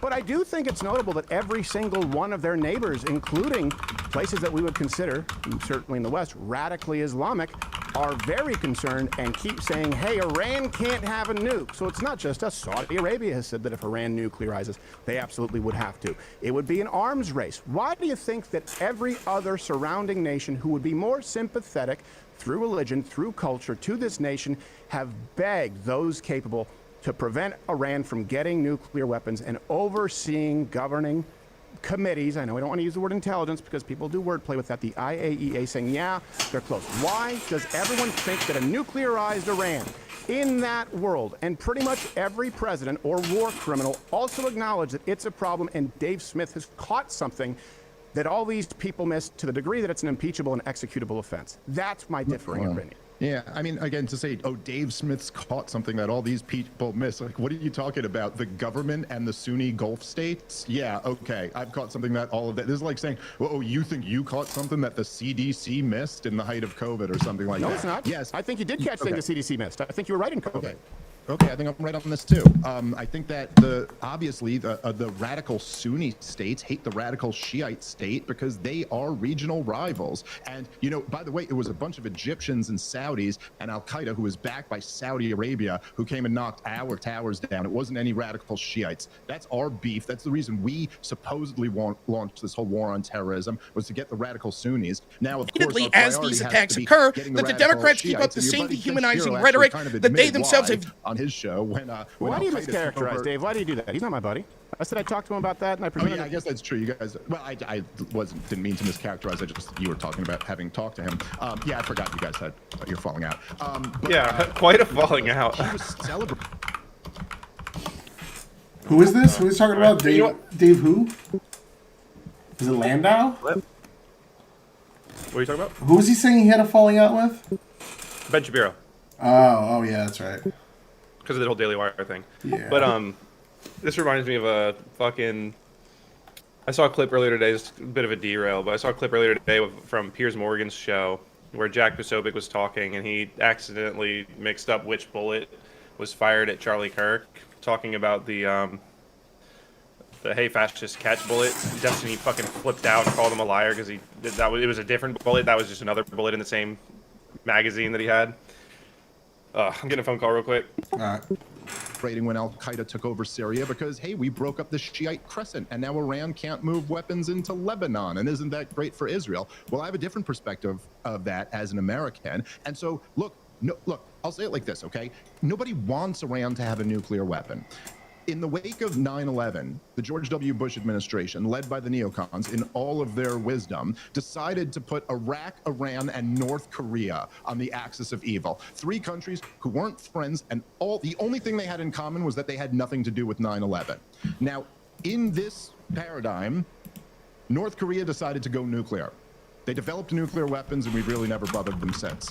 Gaddafi tried to denuclearize and de-weaponize and got rid of his chemical weapons program. We went and overthrew him and let him get sodomized to death. Iran tried to play in the middle, and they went, hey, we're letting you know that we've mastered the fuel cycle, we're enriching uranium, but we're only going to do it up to the level that we're legally allowed to. It was a standoff. It was, hey, don't attack us and we won't make nukes. Real quick, not to interrupt the debate without commentary about the debate, but fuck Ben Shapiro. He sucks. Always disliked him. Never trusted him. Never trusted him from when he said to not vote for Trump. This guy is a fucking weasel. Second, I didn't. Is the SpaceX launch from Texas? Is it like? Should I be able to go outside and see that? That'd be cool. And third, the phone call I just got. I got to leave at 5 a.m. tomorrow for a case now. Hey. So, yeah, so that's fun. So should we shut up and wrap this up pretty quick? No. I'm not saying that. I'm still gonna go to probably like 9 o'clock or whatever. But yeah, we'll see. We'll definitely finish this debate tonight. That's fine. I wouldn't go to bed right now anyway. But he's still anti-Trump. He's just a snake who wants to be on the. He doesn't want to obviously be. Like, now that Trump's obviously won, that's the only reason that Ben Shapiro plays towards MAGA is because he has to. Well, see, like, when if the second that there was a hole in the MAGA movement, Ben Shapiro would isolate that and fucking attack it with everything he's got. He is a fucking snake. I will never trust Ben Shapiro. I will never like Ben Shapiro.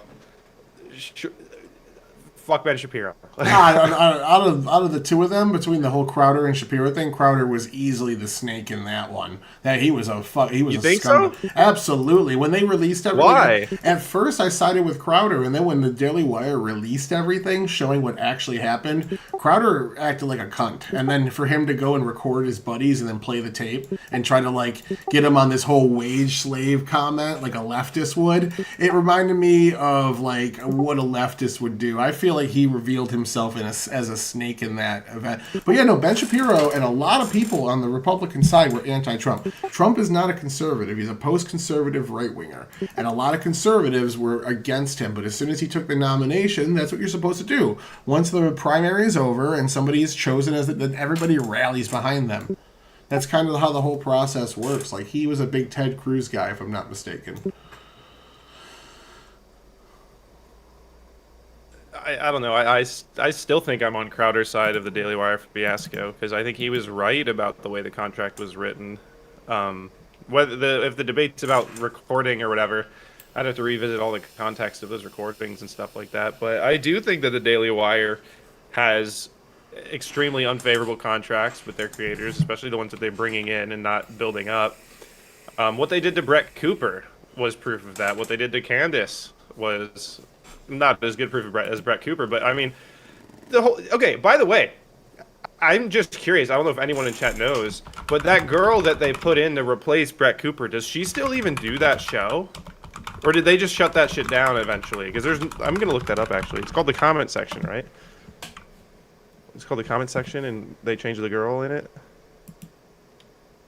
Yeah, they brought her producer in, who's a friend of hers or some shit, and then they started Yeah, beefing you stabbed her in the back to try to get the show. I was fired 2 months ago. Oh, wait, she's still posting, though. So that was clickbait, too? What the fuck? Dude, there's no way. How many views did he get? About 10,000 to 10 to 20,000? Let's see how Brett Cooper's doing. What did they do to Brett Cooper? I thought she said she was on good terms and friends with everybody still and has no bad Yeah, blood. because she has an NDA. She can't, so she can't say anything. But they basically stripped the channel from her. It's their because, channel. You know, they own the channel, which is I guess that's fair. But, oh Jesus. But what I think the fallout with her friend was, wow, Brett Cooper is fucking 10x to 20x reviews. But I think that the fallout happened because her friend took away all of the negotiation power. By the producer being willing to step up and step in, Brett Cooper had a lot less negotiation power. Yeah. As for Candace Owens, she got fuck that 1.63 million bitch. subs. What's the comment section got? Anyone who stabs Candace Owens in the front. The comment section has almost 4 million subscribers, and she's getting 5 to 10% of the views, Yikes. if that. Oh God. Does she even get? What? I wonder what this girl gets paid. Probably like nothing. It would probably be shit, dude. That's like watching a Hutch stream. That dude has fucking almost 1 million subs and he gets 2K views, 5K views, 2K. Unless he talks about Hassan, then he gets a bunch. But yeah, I'm looking at it now. The last Hutch stream, he's got almost 1 million subscribers. He's got 2K people watching it. Yeah, he's getting the same numbers as Brett Cooper's replacement, it looks like. But if you attack us, we could make nukes. Right. That was always the whole game. And I understand that you're saying it's posturing. Yeah, always. Okay. Of course. How many nations have gotten to the point of 60% enriched uranium and not built a nuclear bomb? Okay, maybe that's... How many have done that? I don't think any, but there's a lot of nuclear threshold states. Okay, well, Stephen, let me ask you a question. Well, hold on. Doesn't that matter, though? And then the same gold standard... Hold on. The same gold standard that you cite, the IAEA, who, by the way, were correct in saying that Iraq did not have nuclear weapons, say, yeah, they're about 3 weeks away, which may sound extreme, but call it 3 months away. So 0 nations have done that. That doesn't sound like posturing to me. Okay, so let me ask you a question, Stephen. Why didn't they just make a nuke?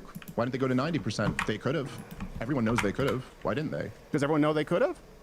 Yes. But does everyone know that they were on the path to doing so, and so it's better to cut it off at the pass now than once they have the deliverables? Hold on, but you're not answering my question. Yeah. Why are they hanging out at 60%? Why aren't they just making a nuke? They've mastered the fuel cycle. They have the enrichment. They could do it. Yeah. Why are they not? Well, they're not just hanging out at 60%, and they're also looking into delivery mechanisms, which I know you've also talked about, and said they don't have the capability to do, right? Nice ICBMs, what would be necessary? So this brings us to the fundamental question. When would it be acceptable to intervene? Assuming that you agree with me that a nuclear Iran is not a good thing, for the same reason that Israel shouldn't have secret nukes. Yeah. You set a timeline. the rest of the world saying this is dangerous. The same gold standards you cite say they're past it. Iran not allowing you into the military bases. We're at this point. You've now counted to 3. What should be done? Well, what point is it appropriate to step in and say, no, you're too close to nukes? Yeah, I don't think really it's ever appropriate to launch a war of aggression because a country developed nuclear weapons. I mean, look, the Soviet Union under Joseph Stalin developed nuclear weapons. We didn't launch a war over it. We watched Mao Zedong develop nuclear weapons. We didn't launch a war over it. These are the worst men who have ever existed in the history of the world. And so, were they actively threatening the U.S.? Like, what do you think Iran's going to do with those nuclear weapons? They are actively, they've been calling us the Great Satan and yelling for our destruction in their highest levels of power for 30 years. So, yeah, we don't want them to have... Was Mao doing that? No. Was it said Stalin? Was Stalin doing that? I think during the Cold War, Stalin probably was not happy with the United States, but prior to that, maybe. I mean, he did team up with the Nazis when he had his choice, so I don't know. I think so. But yeah, so Dave Smith here is bouncing between isolationism arguments generally and then arguments specifically about the conflict.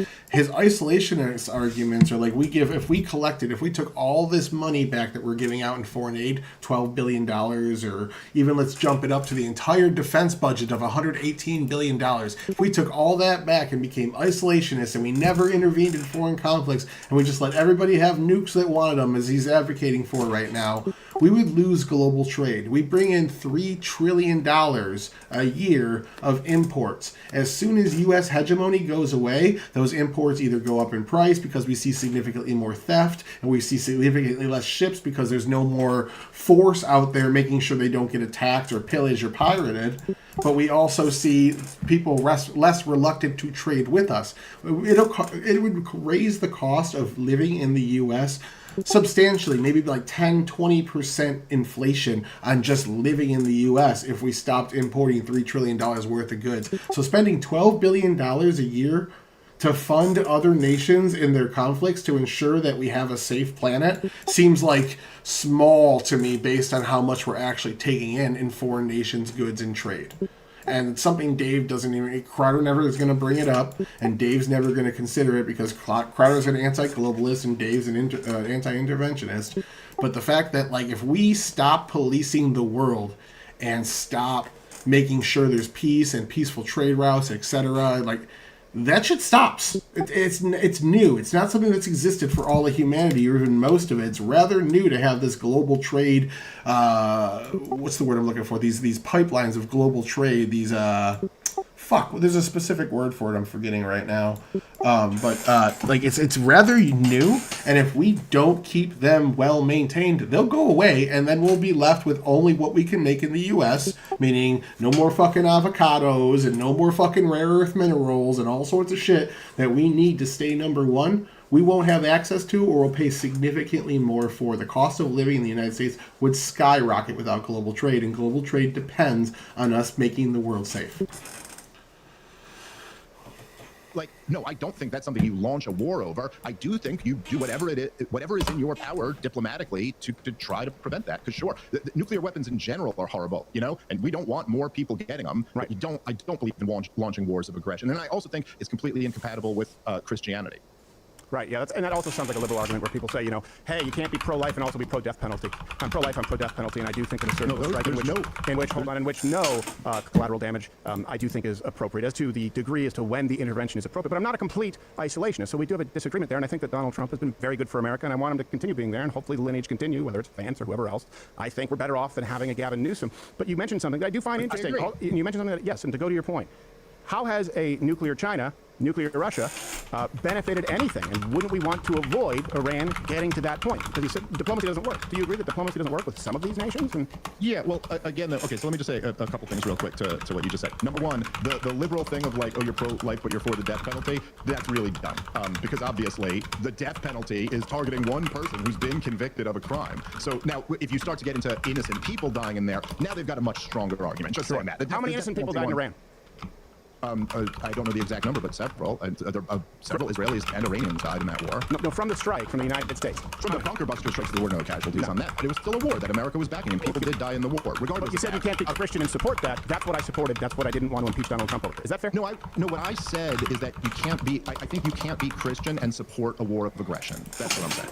But you wouldn't characterize this as a war of aggression in Iran. So to be clear, we agree, not a war of aggression. No, I didn't say that. I would characterize it as a war of aggression. Absolutely. Iran didn't. Okay, well, I'm a Christian and I support it. Okay, fair enough. So we have a disagreement over that. Good. Okay. Anyway, to your point of say like diplomacy didn't work and Russia has nukes and China has nukes now, and that's not great. We don't love that they have nukes, right? But you're missing my point. My point is yes, but I think Dave Smith is Jewish, but I don't know if that's racially Jewish or religiously Jewish. He's not. I actually have no idea. All. He's an atheist or agnostic or something.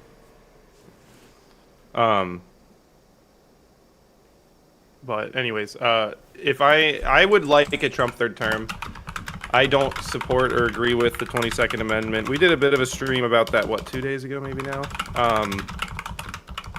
But I'll probably visit that again. We'll probably visit that a couple times over the next year, or next 3 years. We'll see. Especially if they're actually serious. Because I don't know, like, if it's just like a PR strategy to be like Trump third term, blah, blah, blah.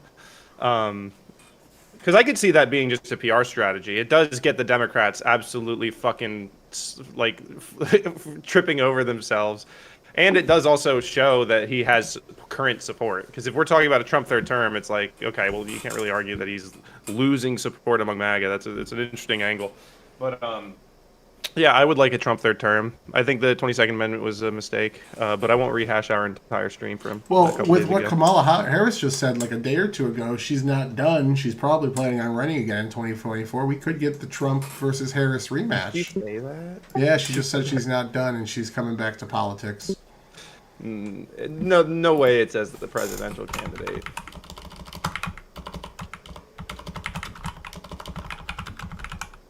That would be the best thing. Hey, no worry, Peepcast. I don't say that to be like, oh, you know, whatever.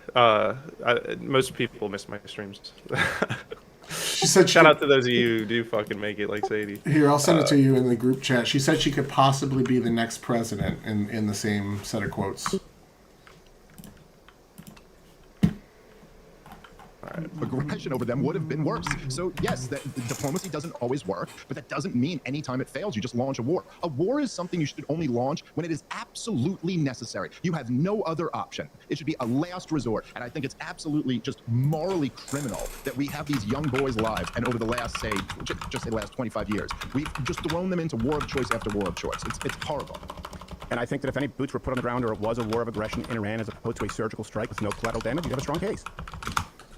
Okay. Well, I don't know. I mean, if anyone ever did that to us, we'd certainly consider it a war. Certainly seems like an act of war to me when you start bombing a sovereign country. So I think I have a pretty strong case as it is. Yeah, no, I don't think it's the same. But then again, I don't think that there's a moral equivalency between the United States, Donald Trump's action, and Iran's. And I think that Iran enriching uranium and not honoring their own agreements makes them responsible. What agreement were they not honoring? Well, just take the JCPOA, and I was going to think JCPenney in my head. Take it, add time and money, right? They've never played ball. You can say that they have, but they haven't, and that's why everybody was concerned. Well, what agreement? Is it not aggressive to enrich uranium and no, to move to that point? I'm just asking what agreement they were not honoring. Every deal that Iran has ever made. No, they were members of the Non-Proliferation Treaty in good standing, and in fact, the JCPOA allowed for them to, if America left, to up enrichment. They were only bound in the deal if America was still part of it to not raise their enrichment, and so that's what they did when we got out of it. I think honestly, the JCPOA had a lot of flaws, mostly the sunset provisions, and I think it would have been totally reasonable and good for Donald Trump to get in there and even say we're tearing this up and or making a new deal or we're fixing these sunset provisions, but just to get in on what you guys are talking about in chat, the amendment process wouldn't take a vote in the state. You'd have to look at the governors of those states. The governors are the ones who place those votes. So we don't need, like, North Carolina's voters majority. We need a governor that will vote for it. And I think it's 3/4 of the governors. If I'm not mistaken. 2/3. So let me check. It's like 2/3 of the Senate. Or I think it's 2/3 of Congress and 3/4 of the governors, or vice. It might be the other way around. It is a high bar, I'll admit, but yeah. Are the governors mostly Republican? Some of these Republican governors probably wouldn't vote for it either. So it's not even necessarily a given that a Republican governor is going to vote in favor of it. And I do think it's hard to, like, for example, when the 22nd Amendment was ratified, the term limit ban, it was worded to not apply to the current office holder. And the reason is because you don't want to make these decisions. Like, if we're going to make this decision, and I would say this, I don't want to repeal the 22nd Amendment for Trump. I want to repeal the 22nd Amendment for us, for the voters, for we the people. I think it was a mistake to hamstring ourselves that way.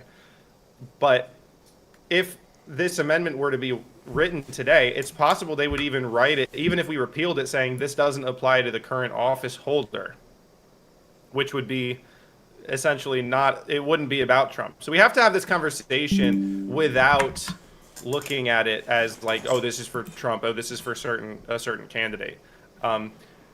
There are workarounds around the 22nd Amendment. It is theoretically possible for Trump to become the president in 2029 without winning the election, but it would essentially require like a stand-in that would. I mean, I don't even know how it would work. Yeah, so he'd have to be like appointed Speaker of the House, run two placement candidates like J.D. Vance and Kennedy who say, vote for us, we're going to step down as soon as we're elected, and then Trump will be ascending into that role, and that's how we would get him his third term. That's the only way I can imagine doing it right now.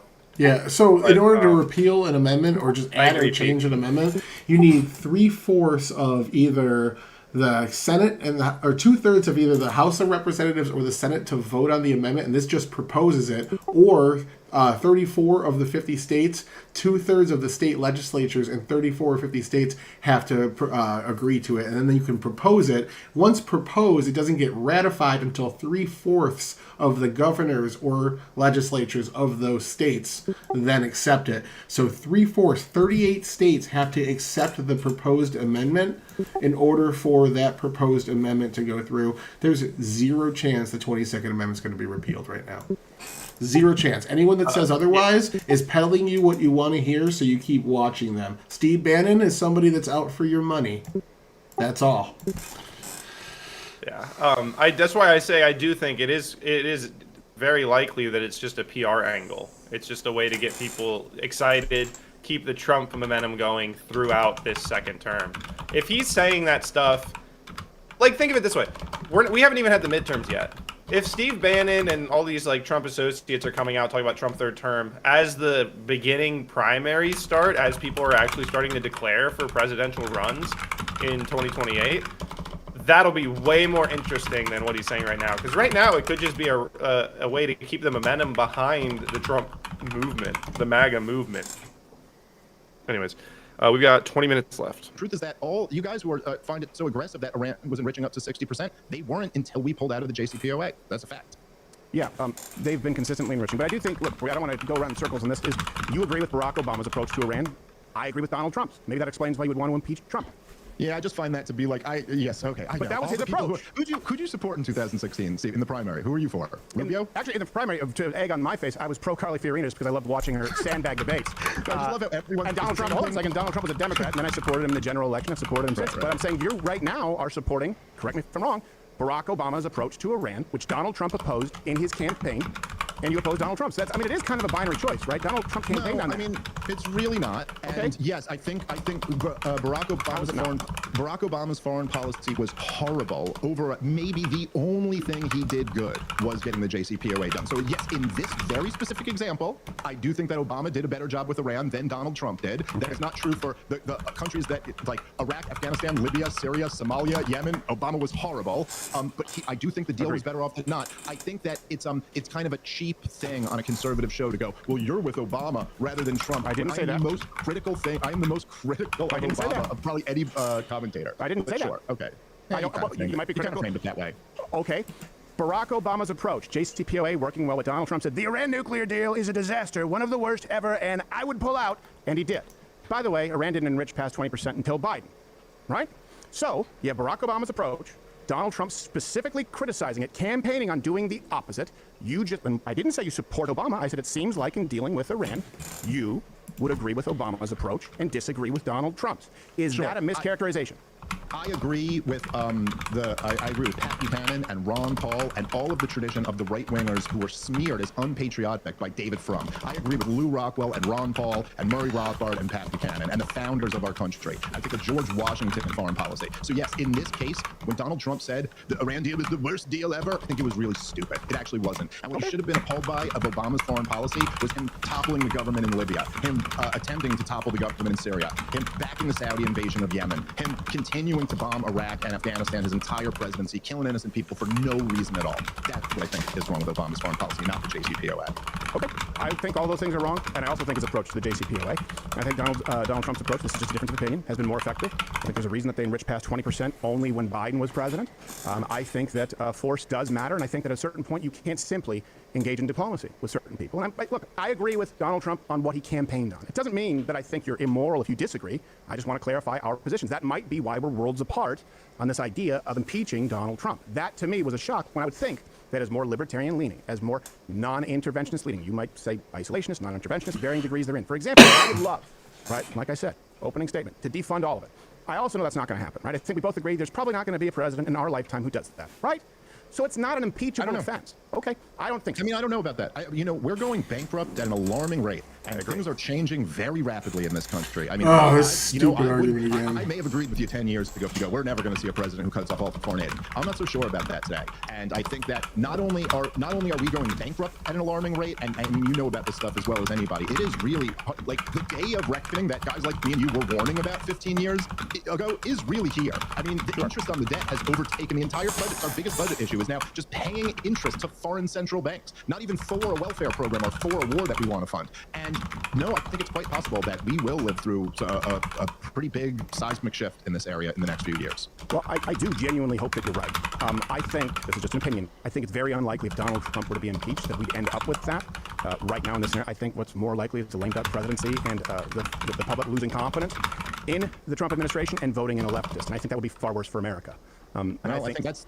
I guess I look at it a little bit differently. Okay. Whereas I think that, and this is kind of always the dynamic with two-party politics, right? But I actually think that Donald Trump launching wars of aggression, wars of choice, Donald Trump backing Israel at every stop, Donald Trump continuing to spend us into debt, burying the Epstein files. I think all of these things are what make it very likely that we might be looking at a president, AOC or something like that, which we all should really be concerned about because they tried last time they were in there, and they're going to be coming back with a vengeance if they get back. And so I think essentially by Donald Trump not draining the swamp in any meaningful way, I think he is leaving J.D. Vance with nothing to run on to continue his legacy. So I think that's actually where our ire should be directed. Yeah, no, I don't think so. I think that a big part of if this administration fails and AOC would be elected or someone like that of her ilk, Whitmer is the one who frightens me the most, having come from Michigan, because people don't realize how radical she is. I think friendly fire would be a big part of it.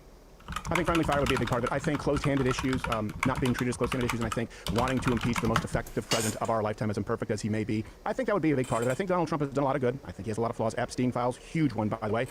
Bondi's the only hearing we didn't cover because I don't like her, and I knew it wouldn't end up well. But I do think that culturally we're in a better place. I do think that, for example, the proposals to sort of instill work requirements, 20 hours a week, right? We just talked about that for social safety benefits, for social security, verifying, checking. I think this is big. I think the single biggest budget cut proposal, while not perfect, but the most in our lifetime of $1.5 trillion, I think it's a good thing. And I think if we only aim for the perfect and hold Donald Trump to a standard that we don't hold anybody else, but I think you do because you think they're all war criminals, I think we actually pave the way for far worse. I don't think there's an equivalency. I think he's a lot better than the alternative. And that's why I was so very much caught by surprise in seeing people over in Israel, and in the real world, I think it ends up really bad in the United States of America. I think it was definitely the right thing for us people who have been on the record supporting Donald Trump to as loudly as getting into another war as possible. I think it was the right thing, and who knows any effect on ultimately, making there be a political price tag to him thinking about escalating the thing. I think that, when you say cutting $1.5 trillion, it's like, yeah, in Democrat math, I guess that's what the budget was doing whenever they say, you're cutting the growth of the rate of increase of spending over the next decade. But guys like me and you never looked at budget issues like that, Stephen, and we're driving off a cliff in many, many different ways. I agree with you, and as part of the reason why I voted for Donald Trump, I agree with you. I think the culture is in a much much better place now. And weirdly, I think the first time Donald Trump won, the culture actually swung over to the left. I think kind of, which is a very interesting dynamic. So, real quick, I know you got to go soon, so I don't want to talk too much. With Trump winning, it really destroyed the corporate media in a very profound way. And so I think in a lot... No, you're good. I'm not in a rush. Don't worry. Oh, okay. So, what Dave Smith is arguing here is cutting foreign aid, which is $10 to $12 billion a year, because we're in debt, $18 trillion? This is less than 1% of what we spend on the budget. This argument that he's making is like people saying we need to ban assault rifles because gun crime is too high.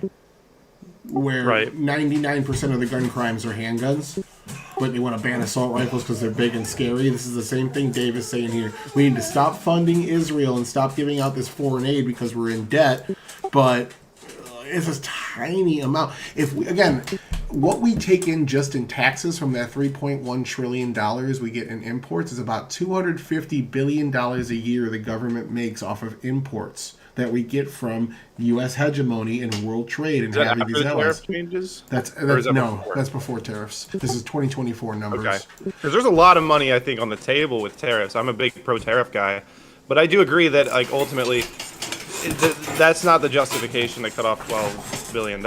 And I actually have made this similar argument when people are saying, "Oh, we just got to tax the rich," as if the problem is the tax revenue and not the spending. Because the same people that'll say, "Oh, Doge only saved $40 billion here. That's like nothing. That's basically nothing." They're the same people that think taxing the rich is a solution. If you tax the rich, for example, let's take Elon Musk, the richest American in the country. He's paid up to $11 billion in a single year in taxes. You could double that. That's another $11 billion.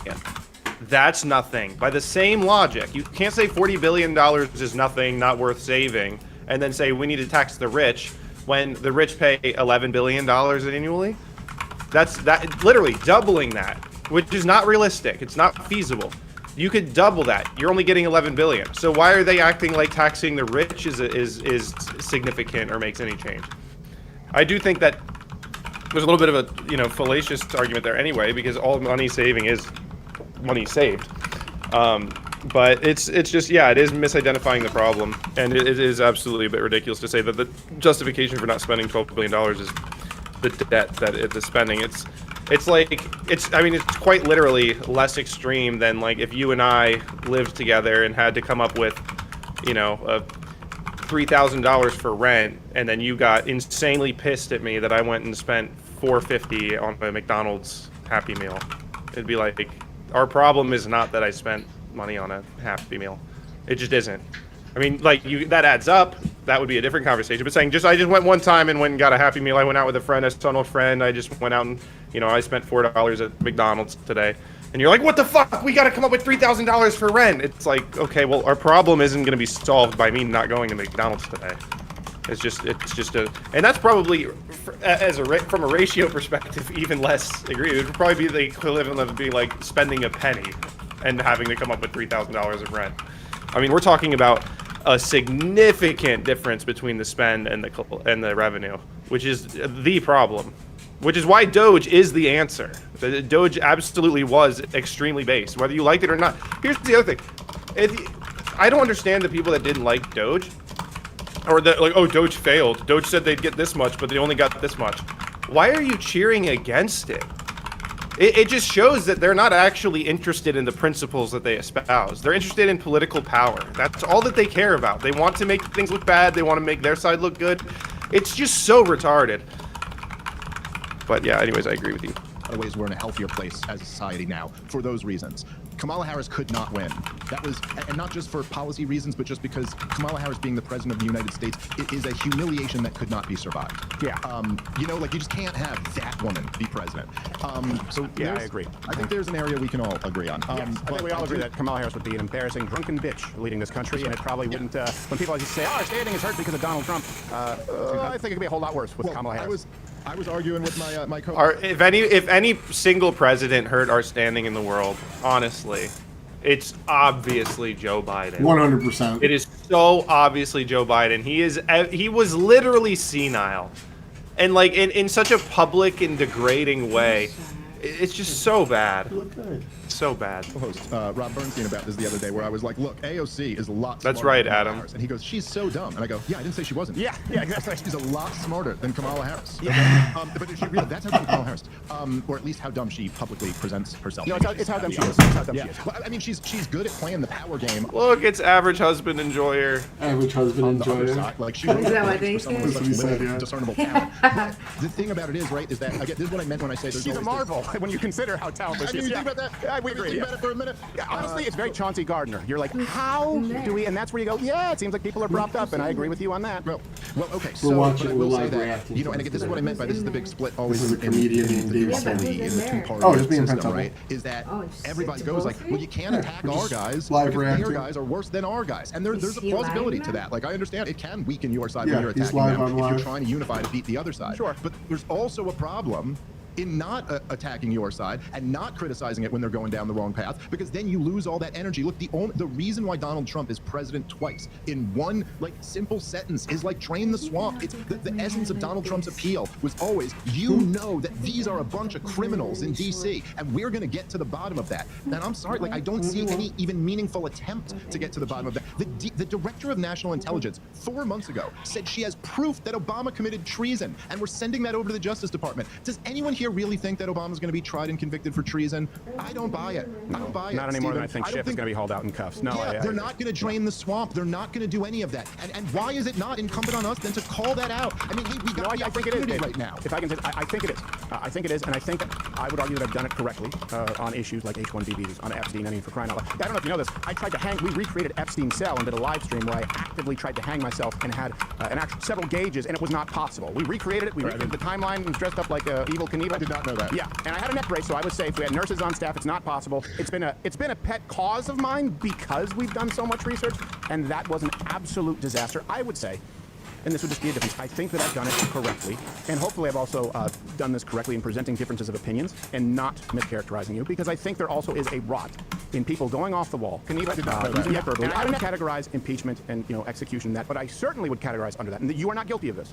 People saying, if you disagree with me, you're a shill for Israel. Or on the other side, people saying, hey, if you think we should defund Israel, as I do, that you're an anti-Semite. And that's why I think we need to have these conversations.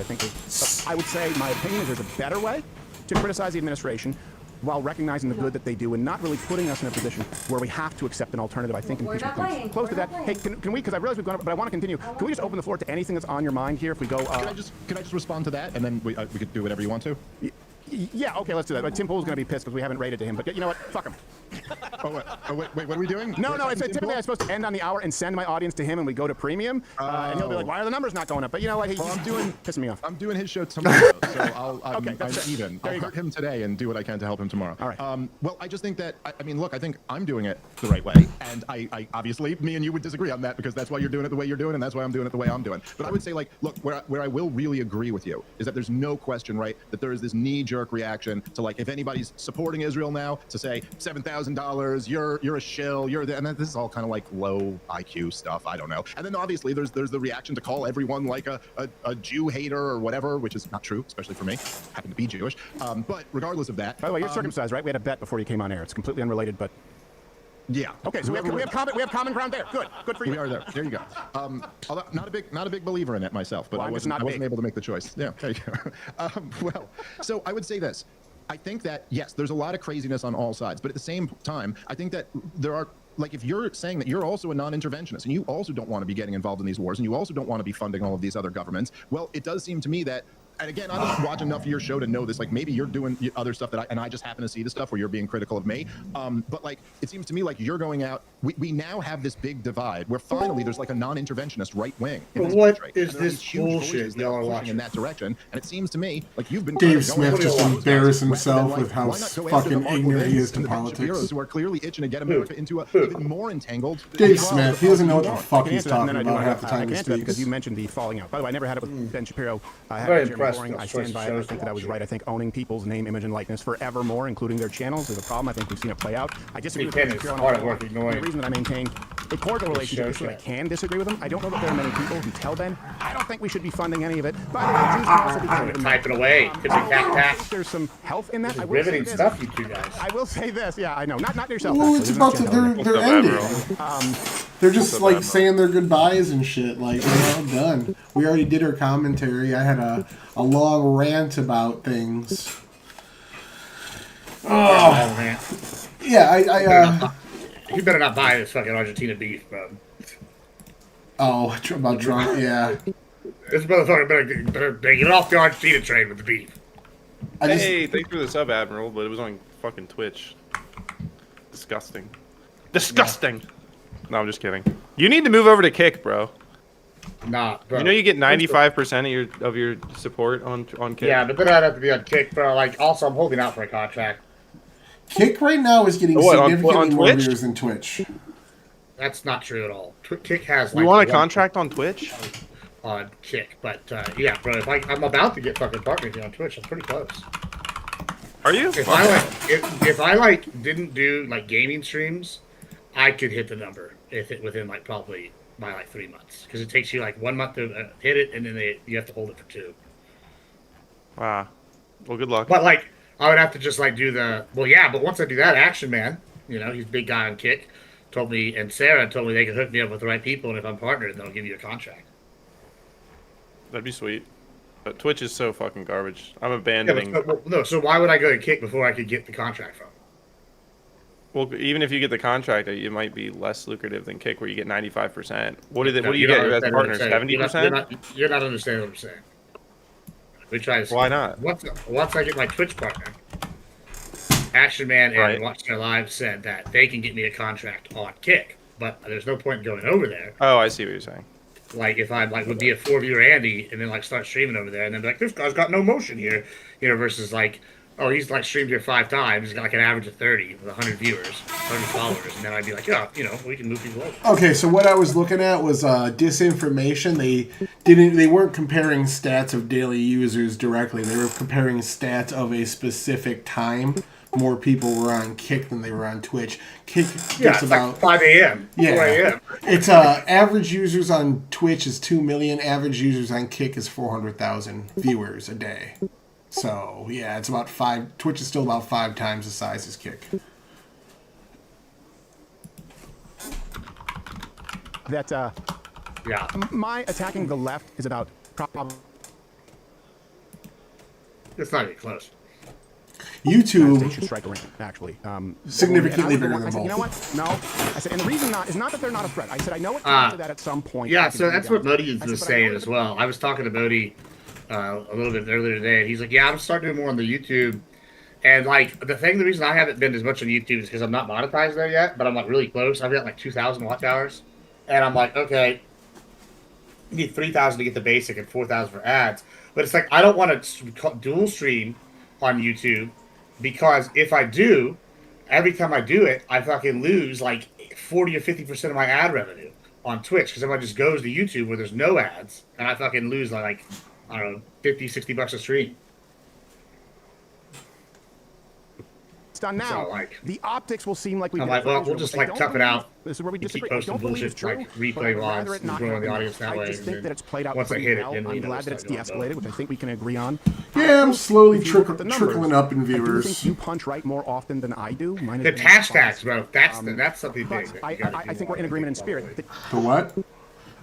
I've been doing the hashtags, and I'm probably getting 2 or 3 followers a day from just doing the hashtags. Donald Trump is nowhere near, as we both agree, a neocon, and I'm not satisfied with him as perfection, but I like him, and I want to actually celebrate the wins of Dig. And I want to continue on bringing him here, so please don't go anywhere. We'll just open it to whatever you want. But tell people the best place to find funny podcasts. This is pretty much over. They're just kind of. All right, there we go. They're wrapping it up. This guy better never they wrapped it again. Come show up on the show. This is unbelievable.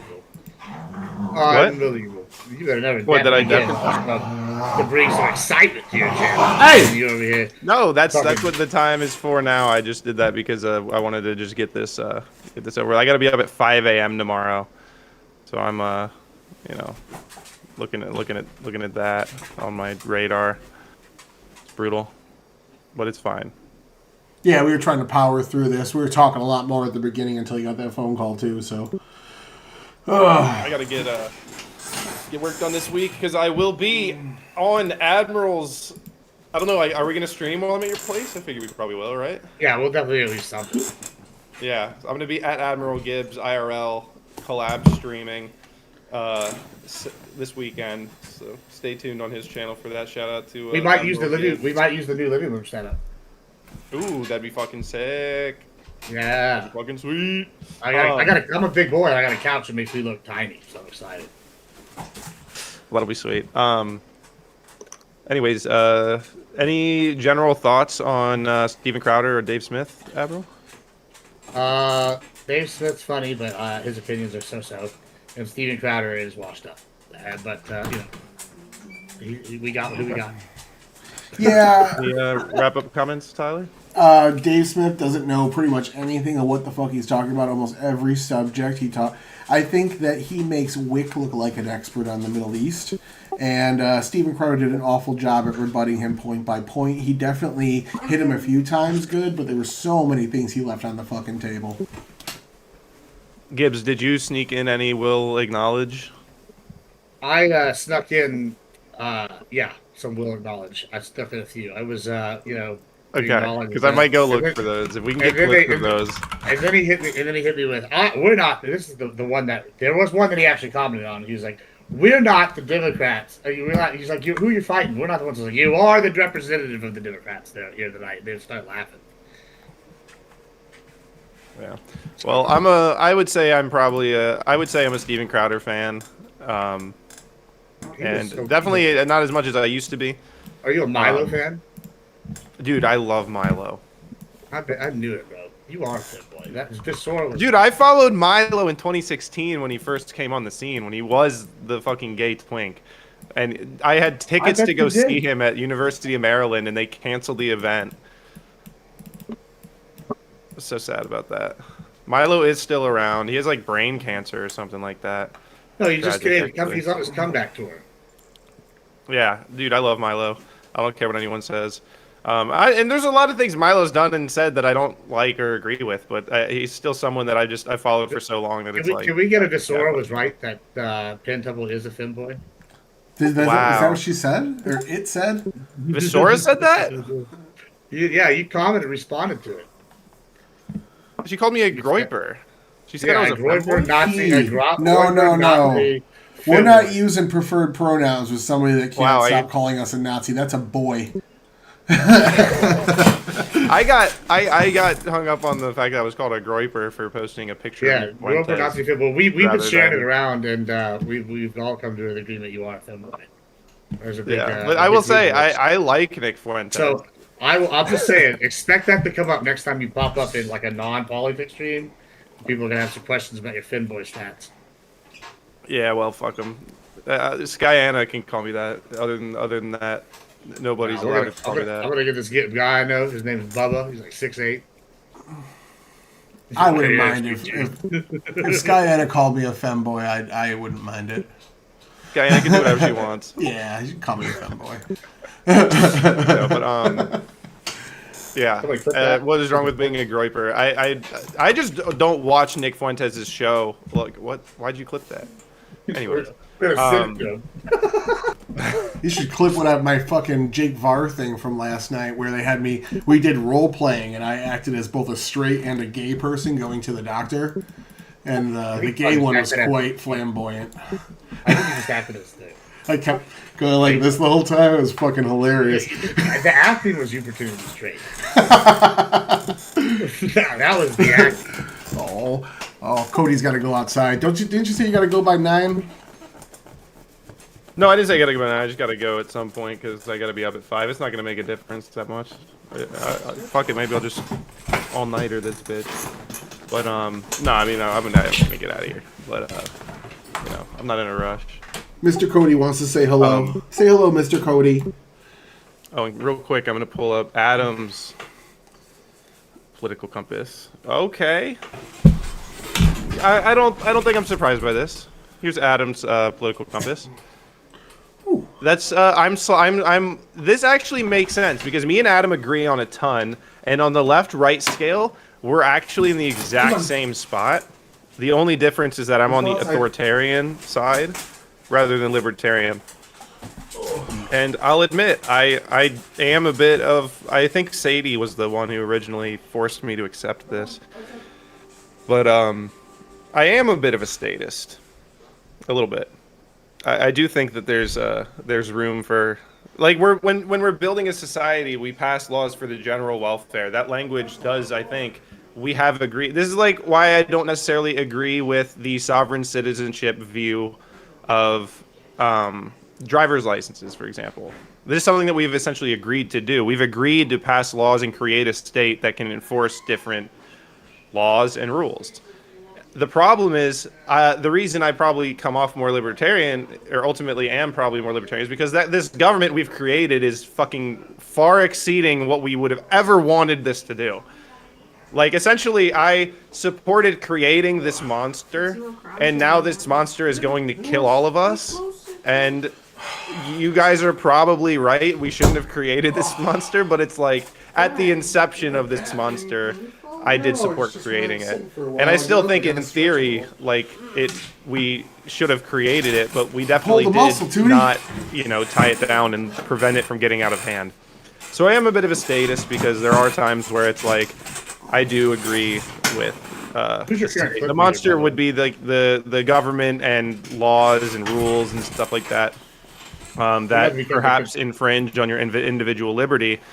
Like, for example, like, should you have to get a license? Should the state have to certify your ability to operate like a motorcycle or like a car? Yes. Like, I think my natural instinct is like, no. I agree with the sovereign citizen that, like, you should be allowed to travel, but at the same time, like, we also did create these laws for the general welfare, and it follows that with the amount of deaths on the road, with the risk involved, I do actually support the driver's licensing and stuff like that. So that's like an easy example, but you can extrapolate that to like totally different. Driving and traveling are two different things, though. No, yeah, traveling is moving in a direction. Driving is using roads, government property to travel. The question is, when you were talking about, can you be traveling in the sense, like, obviously the distinction here is you're operating a motor vehicle. That's what we're really licensing, is the operation of a motor vehicle, rather than like, you can't, there's no law that says you need a license to travel to 2 different states, to get on a Greyhound bus, to get in a car operated by someone else. But to operate the vehicle, the risk and the deaths involved with that, I think we do have a system where we've said. I think I made my point, but yeah, the sovereign citizen it's funny because, like, I love their energy. I think that they're generally like wrong, but it's like I love their energy. Like I do love them. But it is what it is. I'm going to probably do another Political Compass this week. Also, stay tuned.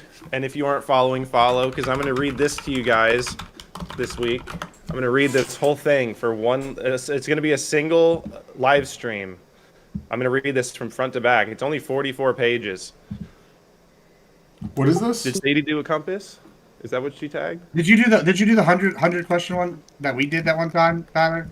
Didn't we post that? Know. Or which one did y'all do? The 100 question one was really good. This was like the 6-page one. I thought this one was shit. It put me on the libertarian side of the authoritarian libertarian I bet if you go back to that Discord that like died off after a while when I stopped using it, we could find that with the 100 questions. Also, this clip's about to go viral. Everybody's laughing. Big fan. What Guy says she loves you. I don't see you. What clip are you talking about? This one. I'll send it to you as well. I don't know if Sadie's that middle. Is that real? Were you middle? I guess you were, actually, weren't you?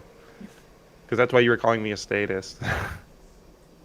Because you had room to point the finger.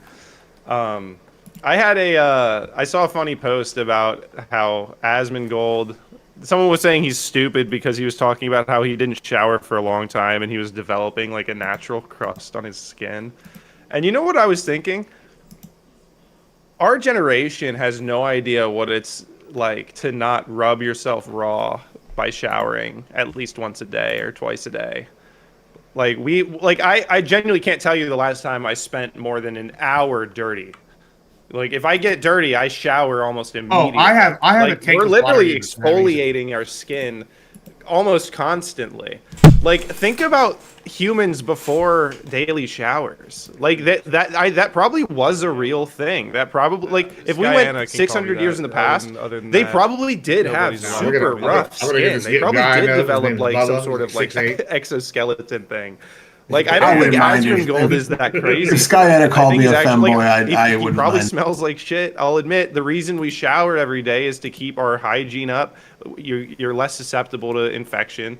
You're gonna smell better. But ultimately, like you probably do also develop a natural like protection from infection and from other things when you don't shower. That makes sense. That's probably. I mean, humans have been around for like 10,000 years. So it is interesting. But yeah, he was also being funny. But in all seriousness, it is an interesting thing. I've been thinking about that for like 2 days now. I'm like, if you just straight up didn't shower, you probably would develop like a really like thick like skin protection coating. Like that makes sense. Like how that's how humans probably survived like 600 years ago. Like if we went back in time, we'd probably be disgusted by the people around us. We'd like shake their hand and be like, what the fuck? This like crusty fucking skin and shit. It's unreal. Like literally only babies. It is probably where like as soft as a baby's bottom or whatever. It literally like that was the only time in people's lives that they weren't like pure like raw skin, like exfoliated. I'm not recommending not showering. I think that the trade-off is worth it because you smell better, you have better hygiene. I don't think you should I don't think you should not shower, especially because we live inside now. I'm not trying to get my fucking apartment disgusting either. Like if I lived in 1900 and if I lived in Red Dead, I don't think I'd like go down to the. I don't think I'd shower all the time. This is You not just helping. This is eventually- not helping the femboy like denying. I got to be honest with you. Like this. Wait, is, what is femboy about anything that we're talking about? Listen. About Okay, showering or not showering. you had me in the first half. What the fuck are you saying? Are you hold on, saying you that had me in the first- I'm hold a on. femboy because I shower, or I'm a Hold femboy on, hold on. because You I had me in think... the you had the first half. Listen, I have a tankless water heater. I take like a 2.5-hour long showers like a day, right? Like we go in there and steam. I hear you, but then you're over here talking about we're gonna get this 3-day layer of grime that's gonna exfoliate and protect. Like the fact that you even know those words tells me you're a delicate soul. Like that's all I need to hear. Like we know. You know, Gibbs smells like shit. I smell fantastic. Whatever, by the way. femboy. I smell good. It's something anybody can do. That's the first step to not being a creep. Smell decent. That's like, damn, I want to smash that smell. And they turn around, you're hideous. They're like, well, at least he smells good. But, if you fucking smell like rat's ass and turn around, they're like, damn, he looks good. But holy shit, he smells like refried dick. Not gonna be good for you. Major femboy energy, Gibbs. I use Degree or whatever. I use the same deodorant as Camp Patterson. When I By shower, the way, if you watch Kill Tony, Timmy No Breaks came back on yesterday, and I think it was actually his best performance, which is funny because his first was like A tier, his second was A tier, his third appearance was like D tier. His third appearance sucked, and then his fourth appearance back up to S tier. God, I love that. Timmy No Breaks. One of my I only favorites. shower once after I've worked 10 hours cutting down trees with my bare hands using the side of my hand as an axe. That's the only time I shower, and I use charcoal as my soap. There's nothing more manly than that right there. That's manly as fuck. I'll tell you what else you can do. Like femboys. I'll tell you what's more manly than that. Killing the deer and then using the fat for soap. That's Ooh, nice. Yeah, you wasn't ready for that one. Come on. That's funny. I killed the deer with the tree that I cut down with my bare hands. There you go. Turned it into a bow. And then I beat it to death with the bow. Yeah. All right. Yeah. Any final remarks? I am gonna get out of here. I need to go to bed because I gotta get up. I'm getting picked up at 5 tomorrow to go to Mama this. says they love y'all, and then they posted. They said, and I said that their clip That clip is going to go right next to Sky's little photo they posted on Instagram today about the dudes in the dog cage, and I think I'm just going to Photoshop that and put y'all's faces on there because it seems appropriate now. That's really all I have to say. I'm happy to have caught this last moment here. My final words: trans lives matter. Jews will not replace us. What other this is what democracy looks like. No Trump, no KKK, no fascist USA. What else is there? I don't want. That's all the slogans I got. Have it your way. Ba da ba ba ba. Remember the album. Punch your local Nazi. Amish will replace us. No kings. These are based. Amazing. Yeah, So no based. kings, no kings. There we go. Impeach No 45. Oh man, it's just I think it's funny because like when MAGA would do, if MAGA were gonna do a rally, our signs would just be like so aggressive and like disgusting and hateful. Like, well, their signs are so rude. I got It's one like, more. We must secure the existence of our people and the future for white children. There's my last slogan we're going to close on. Too long. By the way, he wouldn't. That's a whole 14 words, man. Yeah, it's way too long. I gotta You turn don't that get shit another up. number for a second term. Only if it's split up. The only reason Trump's 45, 47 is because someone else was 46. If we nullified, all right, Sadie. Okay, all right, we're done. Goodbye.